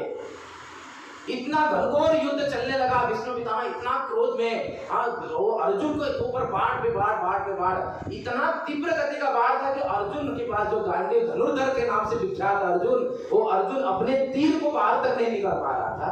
इतना तीव्र गति से भीष्म पितामह उसके ऊपर वार करने लगे और अर्जुन के पसीने निकल गए। 9 दिन के युद्ध में आज तक अर्जुन के पसीने नहीं निकले थे। आज तक पसीने नहीं दिख रहे, लेकिन आज 10वें दिन के युद्ध में जब भीष्म पितामह से जब सामना हुआ अर्जुन को, तो उनको पसीने छूटने लगे और कृष्ण ने देखा कि अर्जुन अब डर रहा है, तो इसके पसीने छूट रहे हैं। अब कृष्ण ने देखा कि इस प्रकार का कि अब ये बूढ़ा जो है मार डालेगा मेरे भक्त को। इधर अर्जुन उनका भक्त, अभी सामने कौन है? भीष्म पितामह। हाँ, भीष्म पितामह भी कृष्ण के भक्त। अब क्या हुआ? दोनों भक्तों के बीच में भगवान कृष्ण पड़ गए। लेकिन एक संत कहते हैं, प्रबल भक्त के पाले पड़कर प्रभु के नियम बदलते देखा, अपना मान टले टल जाए पर भक्त का मान न टलते देखा। दोनों भक्त के बीच में युद्ध। अब भगवान अपनी प्रतिज्ञा जो किए थे कि मैं अस्त्र शस्त्र युद्ध में नहीं उठाऊंगा, अपना मान टले टल जाए, कुछ भी हो जाए, मेरे को लोग कितना भी गंदा बोले, लेकिन हाँ मेरे जो भक्तों की जो प्रतिज्ञा उसकी मैं रक्षा करूंगा। और भगवान कृष्ण ने रथ से कूद गए, रथ से कूदकर एक टूटा हुआ रथ पड़ा हुआ था, उसका पहिया उठाकर दौड़ पड़े पितामह भीष्म के पास, दौड़ पड़े। देखे होंगे वो दृश्य, भगवान कृष्ण पितामह भीष्म के पास मारने के लिए दौड़े, और जैसे ही भगवान कृष्ण उतरे नीचे और रथ का पहिया उठाए और दौड़े भीष्म पितामह के पास, भीष्म पितामह ने तुरंत सब बाण छोड़ दिया। बस कृष्ण इसी की मुझे इंतजार था, बस यही इंतजार, मैं यही चाहता था कि कब आप मुझे मारो, मैं यही चाहता था। और उन्होंने तुरंत ही अपना शस्त्र छोड़ के और छोड़ दिया सब कुछ। अब कृष्ण बोले, अर्जुन देख क्या रहे हो, तुमको मारो इस सामने। अब अर्जुन एक एक करके बाणों पे बाण मारकर आप भीष्म पितामह को सरसैया, बाणों की सैया पे लगा दिया। 10वें दिन का पितामह भीष्म जो है उस जगह पे धराशायी हो गए। आज पितामह भीष्म जो कि इतने बड़े योद्धा, सबसे बुजुर्ग थे, जिसमें महाभारत के युद्ध के समय भीष्म पितामह का जो एज था ना 450 वर्ष का था। पितामह भीष्म जो बाणों की सैया में लेटे रहे और युद्ध और 8 दिन तक चला, तब तक उन्होंने प्राण को नहीं छोड़ा। क्यों? क्योंकि पितामह भीष्म ने भी अपने पिता को प्रसन्न किया था, और पिता को प्रसन्न करने के पश्चात उनको वरदान प्राप्त हुआ था पिता शांतनु से कि तुमको इच्छा मृत्यु, तुम जब चाहोगे तब मर सकते हो, इच्छा मृत्यु का वरदान दिया था जब भीष्म पितामह ने पिता की सेवा किया था। तो पितामह भीष्म इस घड़ी का इंतजार, शुभ घड़ी का इंतजार कर रहे थे, और भगवान कृष्ण सामने आए तब मैं शरीर छोड़ूंगा, ये इच्छा लिए लेते हुए पितामह भीष्म ने उस सरसैया पे, सोचिए इतना तकलीफ झेलते हुए भी उस सरसैया पे लेटे रहे भीष्म पितामह, शरीर को नहीं छोड़े। एक जगह भी एक गैप तक नहीं था उनके शरीर में, इतना बाण से छल्ली किया था अर्जुन ने, एक जगह भी नहीं था। तो चाहते थे तो शरीर छोड़ सकते थे, लेकिन शरीर उनको नहीं छोड़ना था, क्योंकि उनकी इच्छा थी कि कृष्ण सामने रहेंगे और मैं कृष्ण का भगवान की स्तुति करते हुए मैं शरीर को छोड़ूंगा। महाभारत का युद्ध समाप्त हुआ। लगभग युद्ध समाप्त होने के जब से युद्ध शुरू हुआ था, भीष्म पितामह ने 72 मतलब 72 दिन के बाद शरीर छोड़ा। युद्ध समाप्त हुआ। युद्ध समाप्त होने के पश्चात पांडव जो विजयी हो गए, पांडव विजयी होने के पश्चात सब लोगों ने युधिष्ठिर को राज्य प्राप्त हो गया और सब लोग सेटल हो गए, लेकिन युधिष्ठिर को अब शोक हो गया। युधिष्ठिर को यह शोक हुआ कि मेरे कारण मैं अभी राजा बन गया ना, मेरे कारण मेरे को राजा बनने के लिए आज ये पूरा जो महाभारत के युद्ध में इतने सारे लोग मारे गए, उसका कारण मैं हूँ। महाभारत शुरू होने से पहले अर्जुन को शोक हुआ था, और महाभारत खत्म हुआ और जब युधिष्ठिर महाराज राजा बने तभी युधिष्ठिर महाराज को शोक हुआ। शोक हो गया मेरे कारण। ये 60 जो महाभारत के युद्ध में 60 करोड़ महिलाएं विधवा हुई थी, इतने सारे लोग को मरने का कारण मैं हूँ। युधिष्ठिर महाराज दुखी हो गए। कृष्ण ने देखा कि युधिष्ठिर महाराज दुखी है, इस दुख कृष्ण ने सोचा कि एक राजा को कभी भी दुखी नहीं होना चाहिए, क्योंकि राजा अगर दुखी तो प्रजा को कैसे सुख दे सकता है, प्रजा को सुखी नहीं कर सकता है। ये दुख ठीक नहीं है। दुख के निवारण करने के लिए अनेक ऋषि आए, क्योंकि सब ऋषियों को भी टेंशन हो गया, क्योंकि अगर राजा दुखी है तो निश्चित रूप से वो प्रजा सुखी कभी नहीं हो सकती है। अनेक ऋषि आए, अनेक ऋषि आकर समझाने लगे, फिर भी शोक दूर नहीं हुआ युधिष्ठिर महाराज का। एक आचार्य कहते हैं कि शोक दूर क्यों नहीं हुआ, क्योंकि भगवान की इच्छा नहीं थी कि शोक दूर हो। और भगवान ने एक प्लान बनाया, प्लान बनाकर अपने एक और भक्त जो कुरुक्षेत्र के युद्ध स्थल में धराशायी है, भीष्म पितामह, उसकी महिमा को बखान करने के लिए युधिष्ठिर महाराज का शोक दूर नहीं करवाए, और सबके साथ युधिष्ठिर महाराज को लेकर शोक को दूर तो करेंगे भीष्म पितामह। सब लोग एक साथ में बैठकर रथ पे अलग अपने अपने रथों पे चढ़े और उस रथ सब एक साथ में जा रहे थे। तो उस समय कृष्ण ने बोला कि अर्जुन, मैं रथ निकालता हूँ, तुम बैठो। अर्जुन ने बोला अभी युद्ध समाप्त हो गया है, आपका एग्रीमेंट केवल युद्ध के लिए बना हुआ था, अब तो युद्ध समाप्त हो गया, आप सारथी आप मत बनिए, बहुत हो गया, बहुत ड्राइवर बन लिया आपने। बोले नहीं नहीं अभी बाकी है, अभी सीध बाकी है, क्योंकि मेरा जो भक्त वहां पे धराशायी हुआ है उसको यही रूप बहुत पसंद है। पार्थ सारथी का जो रूप है ना कि मैं ड्राइवर हूँ और तुम मेरे रथ के ऊपर बैठे हो, ये दृश्य जो है ना भीष्म पितामह को बहुत पसंद है, इसलिए मैं रथ हकता हूँ और अर्जुन रथ पे बैठा और सब लोग बोलते हैं कि हर सब लोग इकट्ठा होकर निकल पड़े उस कुरुक्षेत्र के युद्ध स्थल में भीष्म पितामह के पास। और भीष्म पितामह के सभी ऋषिगण भी, क्योंकि अभी भीष्म पितामह उपदेश देने वाले हैं, युधिष्ठिर महाराज को उपदेश देने वाले हैं। अब भीष्म पितामह उपदेश दो कौन नहीं आएगा। भागवत में वर्णन है, सूत गोस्वामी वर्णन करते हैं कि पर्वतो नारदो दम्यो भगवान बादरायण बृहदश्च भरद्वाज सशिष्यो रेणुकासुतम्। अनेक स्थिति सारे ऋषियों का नाम लिखा, पर्वत, नारद मुनि, अनेक ऋषिगण, भरद्वाज ऋषि, बादरा, स्वयं व्यासदेव जी, ये सारे लोग ऋषि एक साथ में उस कुरुक्षेत्र के युद्ध स्थल पे आए और वहां पे उपस्थित हुए और उपस्थित होकर भीष्म पितामह के मुखारबिंद से कथा का श्रवण किए। अनेक उपदेशों का उन्होंने कथा किया भीष्म पितामह ने। दान धर्म भागवत में वर्णन है अनेक प्रकार से, समय नहीं है उन सारे का चर्चा करने के लिए, लेकिन भीष्म पितामह ने दान धर्म अलग अलग धर्म के विषय में बताया, बहुत बातों को बताया सबको, लेकिन अंततः जब उनका प्रवचन जब समाप्त हुआ तो उनकी दृष्टि जो है ना कृष्ण के ऊपर गई, भगवान कृष्ण के ऊपर दृष्टि गई। और भीष्म पितामह को ऐसा था कि अब ये उत्तम घड़ी है मेरा शरीर छोड़ने के लिए, उत्तम घड़ी, क्योंकि कृष्ण मेरे सामने है और इसी घड़ी में कृष्ण सामने है और उनकी स्तुति करते हुए मेरे शरीर को मैं त्यागूंगा। और इस प्रकार से भीष्म पितामह ने भगवान कृष्ण की स्तुति प्रारंभ किया। तो इस स्तुति का थोड़ा सा गान करेंगे, उसके बाद एक स्तुति का एक श्लोक को हम थोड़ा सा वर्णन करेंगे, फिर उसके बाद समय तो सब हो गया है लेकिन देखते हैं थोड़ा सा कुछ चर्चा रहेगा तो करेंगे। तो स्तुति है, आपके मोबाइल में सबको आया रहेगा, मैंने भेजा भी था, आप बोल सकते हैं, मेरे साथ में गा सकते हैं, आप उसको देख सकते हैं। भीष्म पितामह भगवान कृष्ण को सामने देखते हुए स्तुति करते हैं। इतिमति रूपकल्पिता वितिसेना भगवती सात्वत पुंगवे विभुवने।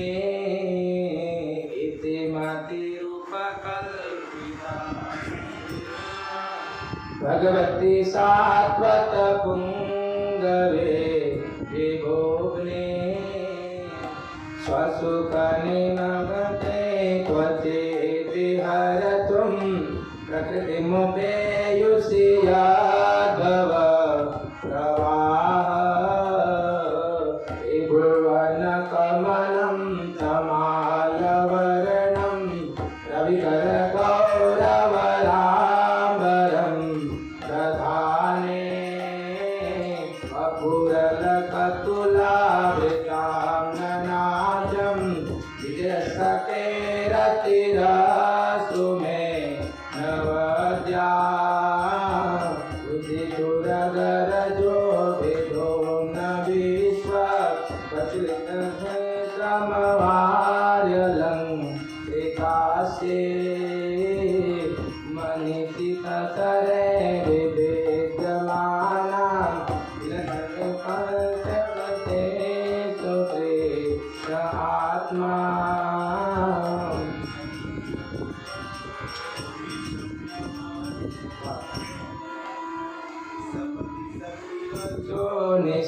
निसंयमाते निज परयोर्बलयोरथं निवेश्य स्थितवती परसैनिकार्युरत्ना कृतवती पार्थसखेरते ममास्तु।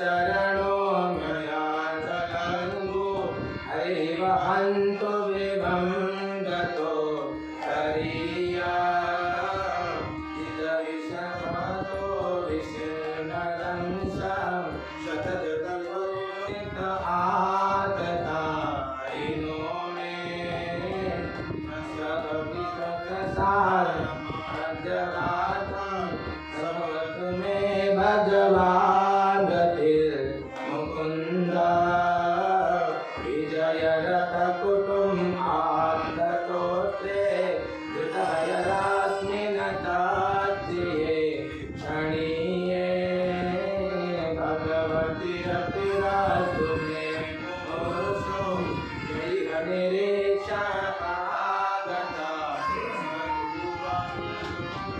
ललितगति विलासल्गुहास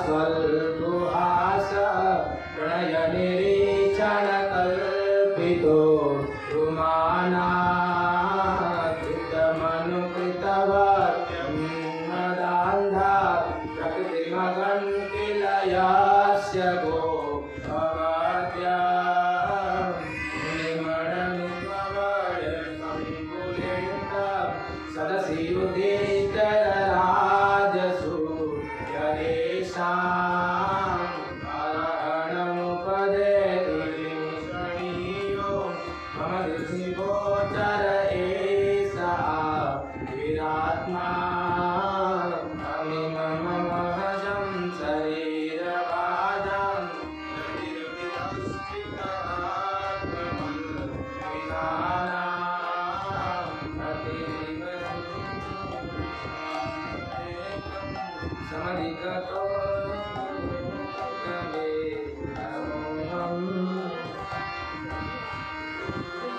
तो इस प्रकार पितामह भीष्म ने भगवान की स्तुति करते हुए और कहते हैं कि इति मति रूप कल्पिता वितृष्णा, कि हे कृष्ण जो मेरी मति जो है वो आप में लगी है, कि मेरी मति जो है मैं आप में लगाकर आप इस प्रकार से खड़े रहिए और मेरी मति जो है आप में लगाकर मैं अपने प्राणों को छोड़ूंगा। तो इस प्रकार बड़ी सुंदर ये स्तुति की है भीष्म पितामह। एक्चुअली ये स्तुति इस प्रकार का है कि इस स्तुति के ऊपर एक 7 दिन की सत्र किया जा सकता है। बड़ी बड़ी सिद्धांतों को वर्णन किया पितामह भीष्म ने कि इति मति रूप कल्पिता वितृष्णा भगवती सात्वत पुंग। पितामह भीष्म कहते हैं कि हे कृष्ण मेरी मति जो है आप में लगे। कहते हैं कि एक मेरी मति रूपी जो ये मेरी कुंवारी कन्या है जो मैं आपको देना चाहता हूँ, आपको विवाह कराना चाहता हूँ, मेरी कुंवारी है जो कन्या रह गई है, मेरी मति वो आप में लगाना चाहता हूँ, आप में लगाकर मैं अपने प्राणों को छोड़ना चाहता हूँ। इस प्रकार से बड़ी सुंदर स्तुति एक्चुअली बहुत मन में आ रहा है, लेकिन जितना जाके बहुत टाइम बढ़ते जाएगा। तो ये भीष्म पितामह ने बड़ी सुंदर स्तुति करते हुए भगवान को देखते हुए उन्होंने उस जगह उस कुरुक्षेत्र के युद्ध स्थल में अपने प्राणों का त्याग किया। उन्होंने बड़े प्राणों का त्याग किया। देखिए ये पितामह भीष्म से हमको ये सीखना चाहिए कि किस प्रकार से पितामह भीष्म ने अपने अंतिम में, प्रभुपाद जी लिखते हैं एक तात्पर्य में इस स्तुति के अंतिम में कि पितामह भीष्म ने किस प्रकार से अपने शरीर को त्यागा अंत समय में। इससे हमको सीख लेना चाहिए, क्योंकि शरीर तो एक न एक दिन सबकी छूटने वाली है। कौन व्यक्ति ऐसा जो कि ये दावा करे कि मेरी मृत्यु नहीं होने वाला है? जिसका जन्म हुआ है उसकी मृत्यु निश्चित है, वो मरने वाला है, लेकिन मृत्यु तो पक्का है। इसलिए क्यों ना ऐसी मृत्यु को प्राप्त करें कि भगवान को याद करते हुए अपनी मति को भगवान कृष्ण में लगाते हुए अपने प्राण को त्यागे। ये हमको सीख लेना चाहिए ऐसे प्रसंगों से कि किस प्रकार से पितामह भीष्म ने इस प्रकार अपना जो प्राण को उन्होंने छोड़ा। तो मैं तो सोच रहा था कि थोड़ा देर तक इसके विषय में चर्चा करेंगे, लेकिन अभी समय समाप्त हुआ है। तो भागवत के प्रथम स्कंद में कुछ शिक्षाएं कुंती महारानी की भी है, कुछ स्तुति कुंती महारानी की भी स्तुतियाँ हैं। कुंती महारानी ने बहुत सुंदर प्रार्थना किया। मेरा सबसे निवेदन है कि इन स्तुतियों को पढ़ें, और अपने जीवन में उतारे कि किस प्रकार से इनका जीवन और किस प्रकार से इन लोगों ने जो स्तुति किया उसको अपने जीवन में उतारने का प्रयास करना चाहिए। भागवत के प्रथम स्कंद में इन दोनों कथाओं का वर्णन है, भीष्म पितामह का और आपको महारानी कुंती देवी का। विशेष करके कुंती महारानी का जो एक स्त्री होने के बावजूद भी वो बहुत सुंदर प्रार्थना की। ऐसी एक स्त्री जिसकी प्रार्थनाएं को भागवत में प्रथम वर्ग दिया गया है, प्रथम स्तुति जो आता है कुंती महारानी की स्तुति आता है। तो कुंती महारानी की शिक्षाओं को पढ़ना चाहिए और उनकी शिक्षाओं को पढ़कर अपने जीवन में उतार के उस प्रकार से जीवन यापन करना चाहिए। महारानी कुंती प्रसंग उस प्रकार का है कि महारानी कुंती का उन्होंने जो प्रार्थना शुरू किया, जब भगवान कृष्ण को भी प्रार्थना शुरू की, जब कौन से समय में, अभी जैसे मैं महाभारत युद्ध की चर्चा किया, जब ये सब खत्म हो गया, सारी चीजें खत्म हो गया, सब कुछ सेटल हो गया, तो उसमें भगवान कृष्ण छोड़कर हस्तिनापुर छोड़कर अभी द्वारका वो निकल पड़े। उस समय कुंती महारानी ने प्रार्थना किया भगवान को रोकने के लिए, रोक रहे थे। प्रसंग उस प्रकार का है कि महाभारत के युद्ध के दौरान जब 18 दिन का युद्ध समाप्त हुआ, महाभारत का 18 दिन के युद्ध समाप्त होने के बाद सबकी मृत्यु हो चुके थे। देखिए कौरव की सबकी मृत्यु हो गई और पांडवों में से भी सबकी मृत्यु हो गई, लेकिन 8 लोग बचे हुए थे। 4 जो थे कौरवों के बच्चे से बचे हुए थे और 5 जो है पांडव के बच्चे में से, तीन जो दूसरे पक्ष में से थे और 5 ही लोग थे। तो इस प्रकार से 8 लोग बचे हुए महाभारत युद्ध में। और उस समय क्या हुआ था, घटना ये था कि युद्ध समाप्त हो गया, लेकिन धराशायी पड़ा हुआ दुर्योधन को भीम ने प्रतिज्ञा लिया था ना कि मैं उसके जान को तोड़ डालूंगा, और धराशायी कर दिया था। उस समय उसके मरणावस्था में दुर्योधन पड़ा हुआ था। अंतिम दिन महाभारत का युद्ध समाप्त हो गया। रात्रि के समय में उसका मित्र जो अश्वत्थामा है, वो अश्वत्थामा दुर्योधन के पास गया, क्योंकि उनका मित्र था और उसको मित्र का दुर्योधन का तकलीफ देखा नहीं जा रहा था। और उसको जब मूर्छित अवस्था में दुर्योधन पड़ा हुआ था, ये तकलीफ अश्वत्थामा को नहीं देखा गया। अश्वत्थामा ने क्या किया कि मैं अपने मित्र की तकलीफ को दूर करने के लिए अब क्रोधवश अपने मित्र की तकलीफ को दूर करूंगा और मैं क्या करूंगा, पांडवों को मार डालूंगा। अभी पांडव लोग अभी रात्रि के समय में युद्ध समाप्त हुआ, अभी वो विश्राम करते रहेंगे शिविर में। अश्वत्थामा ने सोचा कि पांडवों को मैं मार कर फिर अपने मित्र को मिलने के लिए आऊंगा और उसको सांत्वना दूंगा कि मैंने पांडवों को मार डाला। अश्वत्थामा ने एक काम किया रात्रि के समय। अश्वत्थामा गया शिविर में, अश्वत्थामा शिविर में गया और शिविर में जाने के बाद उन्होंने क्या किया, पांडवों को रात्रि के समय में मार डाला। लेकिन वो पांडव नहीं थे, पांडव के 5 पुत्र थे शिविर में जो कि सोए हुए थे। और इसने अश्वत्थामा ने क्या किया, पांडव को समझकर उन पुत्रों को मार डाला। उसने बहुत घिनौना कार्य कर दिया और मार कर सर को अलग कर दिया शरीर से, और सर को उन छोटे छोटे पुत्रों के सर को लेकर उसने गोली में डालकर अपने मित्र दुर्योधन के पास लेकर आया कि दुर्योधन को बताऊंगा मैंने पांडव का सर धड़ से अलग कर दिया और उसको सांत्वना, उसको थोड़ा तसल्ली और प्रसन्न करूंगा उसको। इस प्रकार का सोचा अश्वत्थामा ने दुर्योधन को प्रसन्न करने के लिए। दुर्योधन के पास आया, बोला कि मित्र, मैंने तुम्हारे दुश्मन जो पांडव को मैं अभी मेरे से रहा नहीं गया तुम्हारा दुख देखकर, मैंने इस पांडव को मार डाला उनके शिविर में। दुर्योधन बोला कि असंभव, हो ही नहीं सकता, क्योंकि मुझे पता है कि पांडव जब तक कृष्ण पांडव के पास उनकी कोई बाल बाका भी नहीं कर सकता। बोला अश्वत्थामा बोला कि मित्र, मुझे मालूम था कि तुम विश्वास नहीं करोगे, इसलिए मैंने उनके सर को लेकर आया और अलग कर दिया और सर को मैं तुम्हारे पास लेकर आया हूँ। और दुर्योधन ने उस सर को चेक करने से पहले पूछा, एक मित्र एक बात मुझे कंफर्म कर दो कि तुम जब शिविर में गए तो उस समय कृष्ण किधर थे? तो बोले कि उससे क्या लेना देना आपको, मैंने पांडवों को मार के लेके आओ। दुर्योधन बोला, देखो मुझे इस 18 दिन में एक चीज तो मुझे विश्वास हुआ, कुछ सीखा या न सीखा, लेकिन जहां पे भगवान कृष्ण है, जहां पे भगवान कृष्ण है वहां पे बिन पांडवों का, जब तक भगवान कृष्ण कृष्ण जो है पांडवों के साथ रहेंगे तब तक पांडवों का कोई बाल बाका भी नहीं कर सकता। ये मुझे विश्वास हो चुका है, इसलिए मैं बोल रहा हूँ कि तुम पांडवों को नहीं मार सकते हो। बोला मित्र तुम चेक कर लो।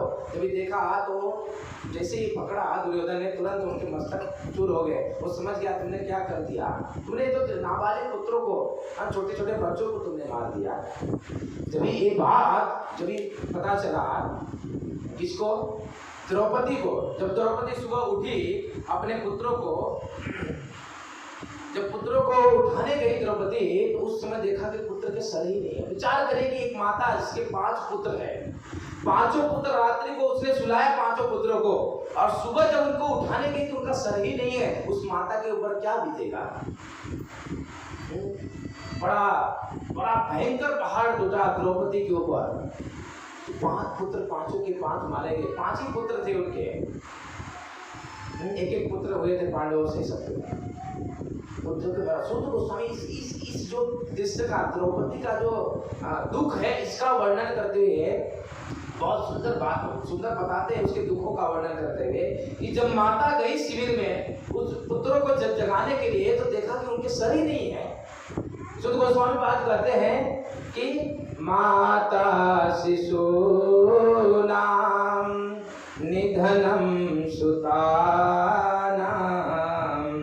निशम्य घोरम परिताप्यमानां तदारुदास्वां कालाकुलाची तां संपतन्याः किरीटमाली। जब द्रौपदी गई शिविर में, देखा कि पुत्रों को धड़ ही नहीं है, वो बहुत दुखी हो गई। अब तो इतना दुख हुई कि रोने लगी, चिल्लाने लगी। उस समय पांडव उनके पास है, और अर्जुन ने देखा कि उनके पुत्र मारे गए, और द्रौपदी की इस दुख को देखकर रहा नहीं गया अर्जुन को। अर्जुन ने तुरंत प्रतिज्ञा लिया कि तुम्हारे पुत्रों को जो मारा है, मैं उसको संध्या तो सुबह होते ही मैं उसको पकड़कर उसको जब तक मारूंगा नहीं, तब तक अगर नहीं मार पाया तो मैं आत्महत्या कर लूंगा, मैं शरीर को छोड़ दूंगा। ऐसी प्रतिज्ञा कर लिया। और सुबह होते ही वो क्या किया, ढूंढने लगा कौन मारा। और ढूंढते ढूंढते पता चला कि अश्वत्थामा ने एक हृदय कार्य किया है। तो उस समय अर्जुन ने अश्वत्थामा को पकड़ के लेके आया, द्रौपदी के सामने किया। ये लो तुम्हारे पुत्रों को, जो हमारे पुत्रों को मारा है, ये दुश्मन है, इसको मार डालो, बताओ क्या करना है इसके साथ। उस समय द्रौपदी माता का हृदय था। द्रौपदी जानती थी कि इसको मारने से मेरे 5 पुत्र तो आने वाले नहीं है। द्रौपदी ने बोला कि ब्राह्मण का पुत्र है, विशेष करके गुरु का पुत्र है, इसको मत मारो, जाने दो, क्योंकि मुझे मालूम कि पुत्र मरने का दर्द क्या होता है। एक माँ हूं मैं, अगर ये मारे गया तो इसकी जो माता है कितना दुखी होगी वो मुझे पता है, कितना दुख लगेगा। ये इस प्रकार से द्रौपदी ने पांडव को बोला, लेकिन पांडव में युद्ध छूट गया। पांडव बोले सब लोग इसको मार देना चाहिए, सब में आपस में एक बात चर्चा चल रहा था। कृष्ण ने बोला देखो आपस में झगड़ो मत, इसको मारो भी और छोड़ भी दो। अश्वत्थामा के पास एक मणि था उसको, और वो कभी मर नहीं सकता था। तो कृष्ण ने बोला कि इसकी मणि को निकाल दिया जाए और उसको अधमरा करके छोड़ दिया जाए, यही इसके लिए मृत्यु दंड के समान है। और इस प्रकार का उसको अधमरा छोड़ दिया गया। अभी मरता क्या नहीं करता। और अश्वत्थामा ने क्या किया कि कुछ दिन के पश्चात उन्होंने क्या कर दिया कि पांडवों के पूरे वंश को खत्म करने के लिए उसने क्या किया, पांचों पांडवों के ऊपर 5 ब्रह्मास्त्र, एक के ऊपर एक ब्रह्मास्त्र, और उसके एक पुत्र जो कि अभिमन्यु उत्तरा के गर्भ में पल रहा था, जो परीक्षित, उसके ऊपर, क्योंकि पूरे वंश का विध्वंस कर दूंगा, ऐसे क्रोध करके अश्वत्थामा ने ब्रह्मास्त्र को छोड़ दिया। उस समय भगवान कृष्ण ने इस ब्रह्मास्त्र से पूरे पांडवों की रक्षा किया। और विशेष करके उत्तरा के गर्भ में जो एक बालक था परीक्षित, उसको गर्भ में जाकर भगवान कृष्ण ने रक्षा किया। और इस प्रकार का सारा सेटलमेंट हो गया। और उसके बाद भगवान कृष्ण जब जा रहे थे कि अभी मेरा कार्य समाप्त हुआ, जब जा रहे थे उस समय कुंती महारानी ने स्तुति करने लगी, भगवान कृष्ण की स्तुति करने लगे कि आप मत जाइए, क्योंकि आप थे तो हमारे जीवन में इतनी संकट था, इतनी संकट हमारे जीवन में था, कोई भी हमारा कोई बाल बाका नहीं कर सका। कितने कितने वनवास काल में सारी समस्याओं को, सारे संकट को गिनाने लगे करके कुंती महारानी। इस प्रकार से आपने, इस प्रकार से हर एक संकट से हमको रक्षा किया। तो बड़ी सुंदर कुंती स्तुति है, इसको भी आप लोग पढ़िएगा और पढ़ के इन सारे सिद्धांतों को अपने जीवन में उतार सकते हैं। तो मैं अभी इस सत्र को समाप्त करूंगा यहाँ पे, क्योंकि समय काफी हो गया।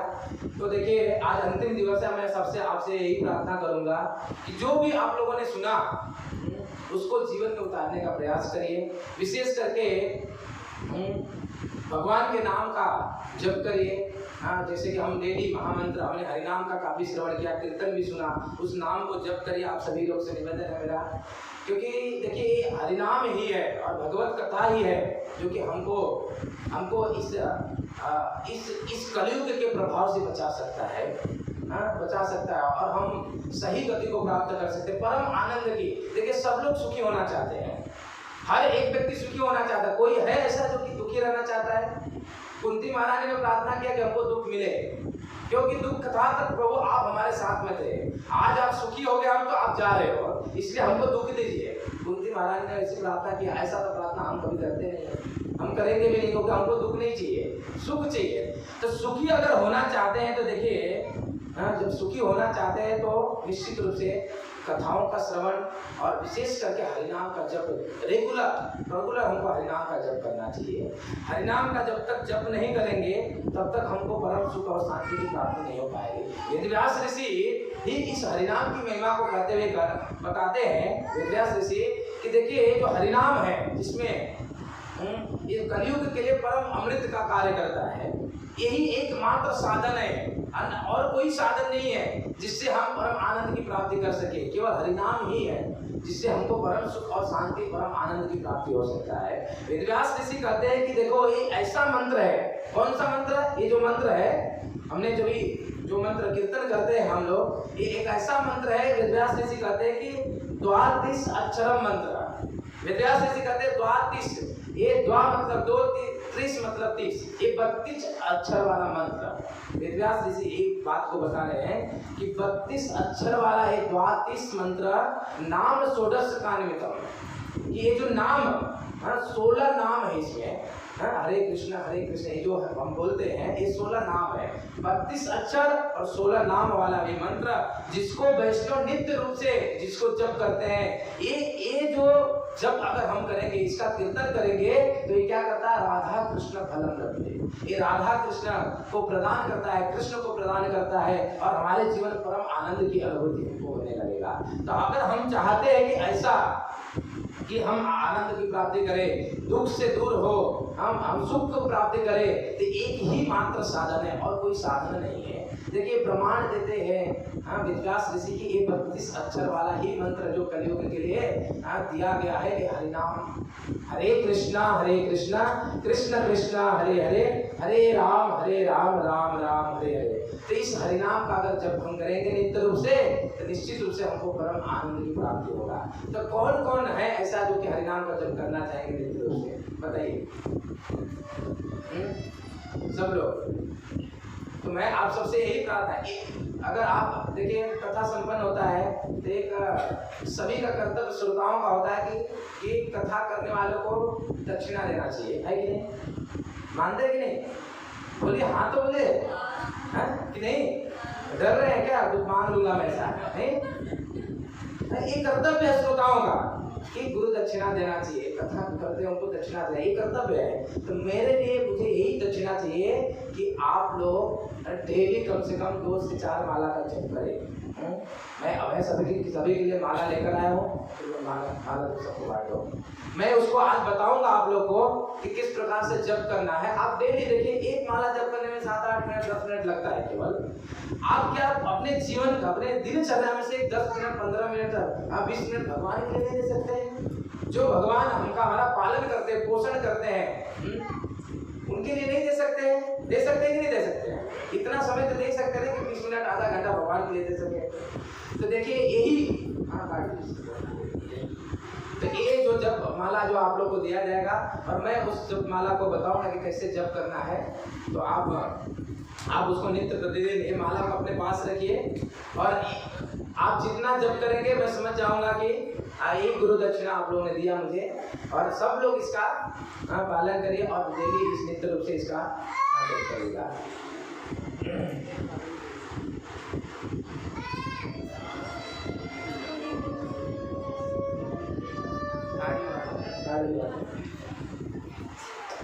एक कार्ड में सभी हम लोग के पास छोड़ूंगा। इस कार्ड में लिखा हुआ है हम क्या बोलना है, यहाँ पे लिखा हुआ है और महामंत्र भी लिखा हुआ जो जप करना है। तो सबके पास कार्ड भी जाएगा और माला भी जाएगा। तो आप सभी लोग लेके अब मैं बताऊंगा आपको कि कैसे जप करना है।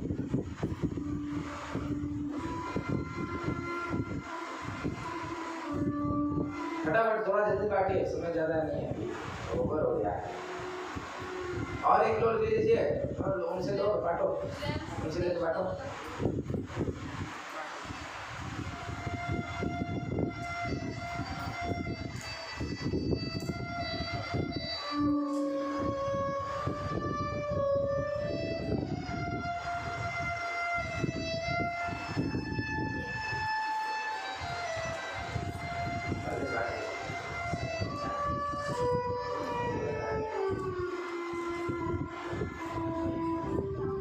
कार्ड भी दीजिए सबको कार्ड।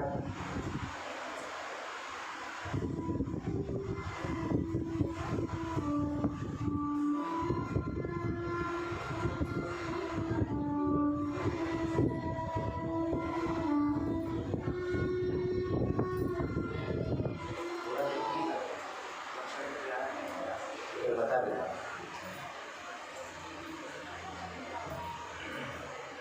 वो वाला माला दे, वो वाला तो उसमें बताऊंगा जल्दी से। एक माला दे।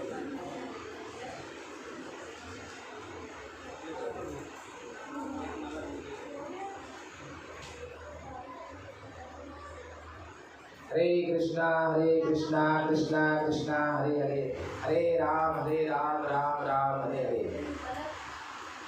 देखिए सब लोग को मिल गया।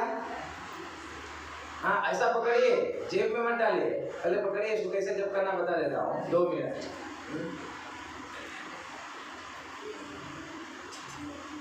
आप सभी लोग मेरे सामने ध्यान दीजिए। कार्ड भी हाथ में मिला? सभी लोग को कार्ड मिल गया? किसी को नहीं मिला?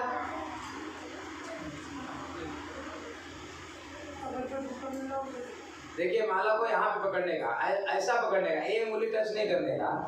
क्यों नहीं टच करना है? ये उंगली अशुद्ध माना जाता है। किसी को गाली देते तो क्या बोलते हैं? है ना? इसको टच नहीं करना है। हाँ, इस उंगली को टच नहीं करना है और इस उंगली को टच न करके हमको इस प्रकार का पकड़ना है यहाँ पे। और पकड़ के देखिए मंत्र है जो जय श्री कृष्ण चैतन्य प्रभु नित्यानंद श्री अद्वैत गदाधर श्रीवासादि गौर भक्तवृंद। यहाँ पे पकड़ के आप इस मंत्र को बोलेंगे, ठीक है। उसके बाद एक मणि, टोटल 108 मणि है। 108 मणि के ऊपर हमको हरिनाम का जप करना है। क्या? हरे कृष्णा कृष्ण कृष्णा हरे हरे, हरे राम राम राम हरे हरे। एक बार हो गया ये। और एक मणि को आप घुमाएंगे, ठीक है। एक मणि को इसी प्रकार से फिर से हरे कृष्णा कृष्ण कृष्ण हरे हरे, हरे राम राम राम हरे हरे। फिर से एक मणि। इस प्रकार से जप करते करते 108 बार जब करेंगे तो एक माला पूरा होगा। जब एक माला पूरा होगा तो फिर से पुनः जय श्री कृष्ण चैतन्य प्रभु नित्यानंद श्री अद्वैत गदाधर श्रीवासादि गौर भक्तवृंद। ठीक है, समझ गए सब लोग? ऐसे एक माला का जब आप जब करेंगे महामंत्र बोल के तो लगभग आपको शुरुआत में टाइम लगेगा क्योंकि स्पीड थोड़ा स्लो रहेगा। 10 मिनट लगेगा आप लोग को एक माला जप करने में। लेकिन आप धीरे धीरे जैसे ही प्रैक्टिस हो जाएगा आपको हरे कृष्ण कृष्ण कृष्ण हरे हरे, हरे राम राम राम हरे हरे, इस प्रकार का थोड़ा स्पीड आ जाएगा तो फिर ये माला 7 मिनट से 8 मिनट 7 मिनट में खत्म हो जाएगा एक माला। तो मेरा निवेदन है सबसे कि आप डेली आरती करेंगे। तो मेरा निवेदन है कि सभी लोग एक माला शुरुआत करिएगा और निश्चित रूप से हम फिर कभी यही खत्म नहीं करेंगे, आगे भी हम इस प्रकार का कुछ ना कुछ प्रोग्राम करेंगे। अगर आप लोग बुलाएंगे चाहेंगे तो फिर से हम करेंगे प्रोग्राम। तो निवेदन मेरा है कि कम से कम 4 माला का जप करिए आप सब लोग। 4 माला का 2 माला से शुरुआत करिए, डेली 2 माला करिए, धीरे धीरे जैसे ही स्पीड बढ़ेगा उसको 4 माला कर लीजिए धीरे धीरे। अब आप देखेंगे इससे क्या होगा, जो मैं बताया क्यों दिया मैं आपको, क्योंकि देखिए कथा अभी श्रवण किए, 3 दिन श्रवण करने के बाद चले जाएंगे, फिर क्या हुआ, कभी कभी इधर से सुना इधर से निकल गया, सब खत्म है, तो मनोरंजन बन जाता है। कथा मनोरंजन न बने करके मैं ये देख कर जा रहा हूँ इसलिए, क्योंकि अगर आप ये जपेंगे ना तो आपको ये एहसास होगा, अनुभूति करेंगे कि आप वास्तविक में आनंद की प्राप्ति कर रहे हैं। आपके जो दुख है, जो समस्या है, कितना स्ट्रेस है, जितनी भी समस्याएं हैं, इस केवल हरिनाम से, ये हरिनाम से हर एक समस्याओं का निदान होगा। किसी को कुछ भी समस्या हो, ये हरिनाम को जप करिए, हरिनाम उस समस्या से निवारण करेगा। आप सीरियसली इसको ध्यान करो। अभी जब कैसे करना है, जैसे हम बोल रहे हैं ना, हरे कृष्ण कृष्ण कृष्ण हरे हरे, हरे राम राम राम हरे हरे, तो हम बोलते हैं तब इतना तेज बोले कि हम खुद सुन सके। हमको जो बोल रहे हैं उसको ध्यान पूर्वक सुनना है। तो इस मंत्र, और ये मंत्र को जब करते हो और कहीं बहुत ज्यादा ध्यान लगाने की जरूरत नहीं है कि भगवान के चरणों में ध्यान लगाए, इधर ये मंत्र ही, भगवान ही इस मंत्र के रूप में आए हैं इस कलयुग में। कली काले नाम रूप में कृष्ण अवतार, इस नाम के रूप में कृष्ण अवतार लिए हैं इस कलयुग में। तो ये जो महामंत्र मैं आप लोगों को बोल रहा हूँ ना, ये साक्षात कृष्ण है। जब उनको हम जप करते हैं, उस नाम को स्मरण करते हैं, ध्यान पूर्वक जब जप करते हैं, तो निश्चित रूप से हमारे जीवन की हर एक समस्या है, हम हर परम आनंद को प्राप्त कर सकते हैं। तो ये रियल धन है जो मैं आप लोग को देने जा रहा हूँ, और इसको सीरियसली आप अपने जीवन में उतारिए। आप निश्चित रूप से अनुभूत करेंगे। मेरा नंबर लेके रख सकते हो, अगर अनुभूत नहीं हुआ फोन करके बोले कुछ काम नहीं कर रहा है, आप बोल सकते हो, कंप्लेन कर सकते हो। लेकिन अगर ध्यान पूर्वक आप लोगों ने जप किया तो मेरा ये गारंटी, मेरा वादा है कि निश्चित रूप से आपको परम आनंद की अनुभूति होगा। तो मेरा सभी से निवेदन है यही कि आप रेगुलर रूप में 2 माला 4 माला जप करें। अभी सभी लोग अपने स्थान पर खड़े हो जाएं, हम भागवत की आरती करेंगे और तत्पश्चात समाप्त करेंगे। सब्सक्राइब एंड शेयर करें हमारे YouTube चैनल को और बेल आइकन दबाइए नए आध्यात्मिक वीडियोस की अपडेट्स रोजाना पाने के लिए।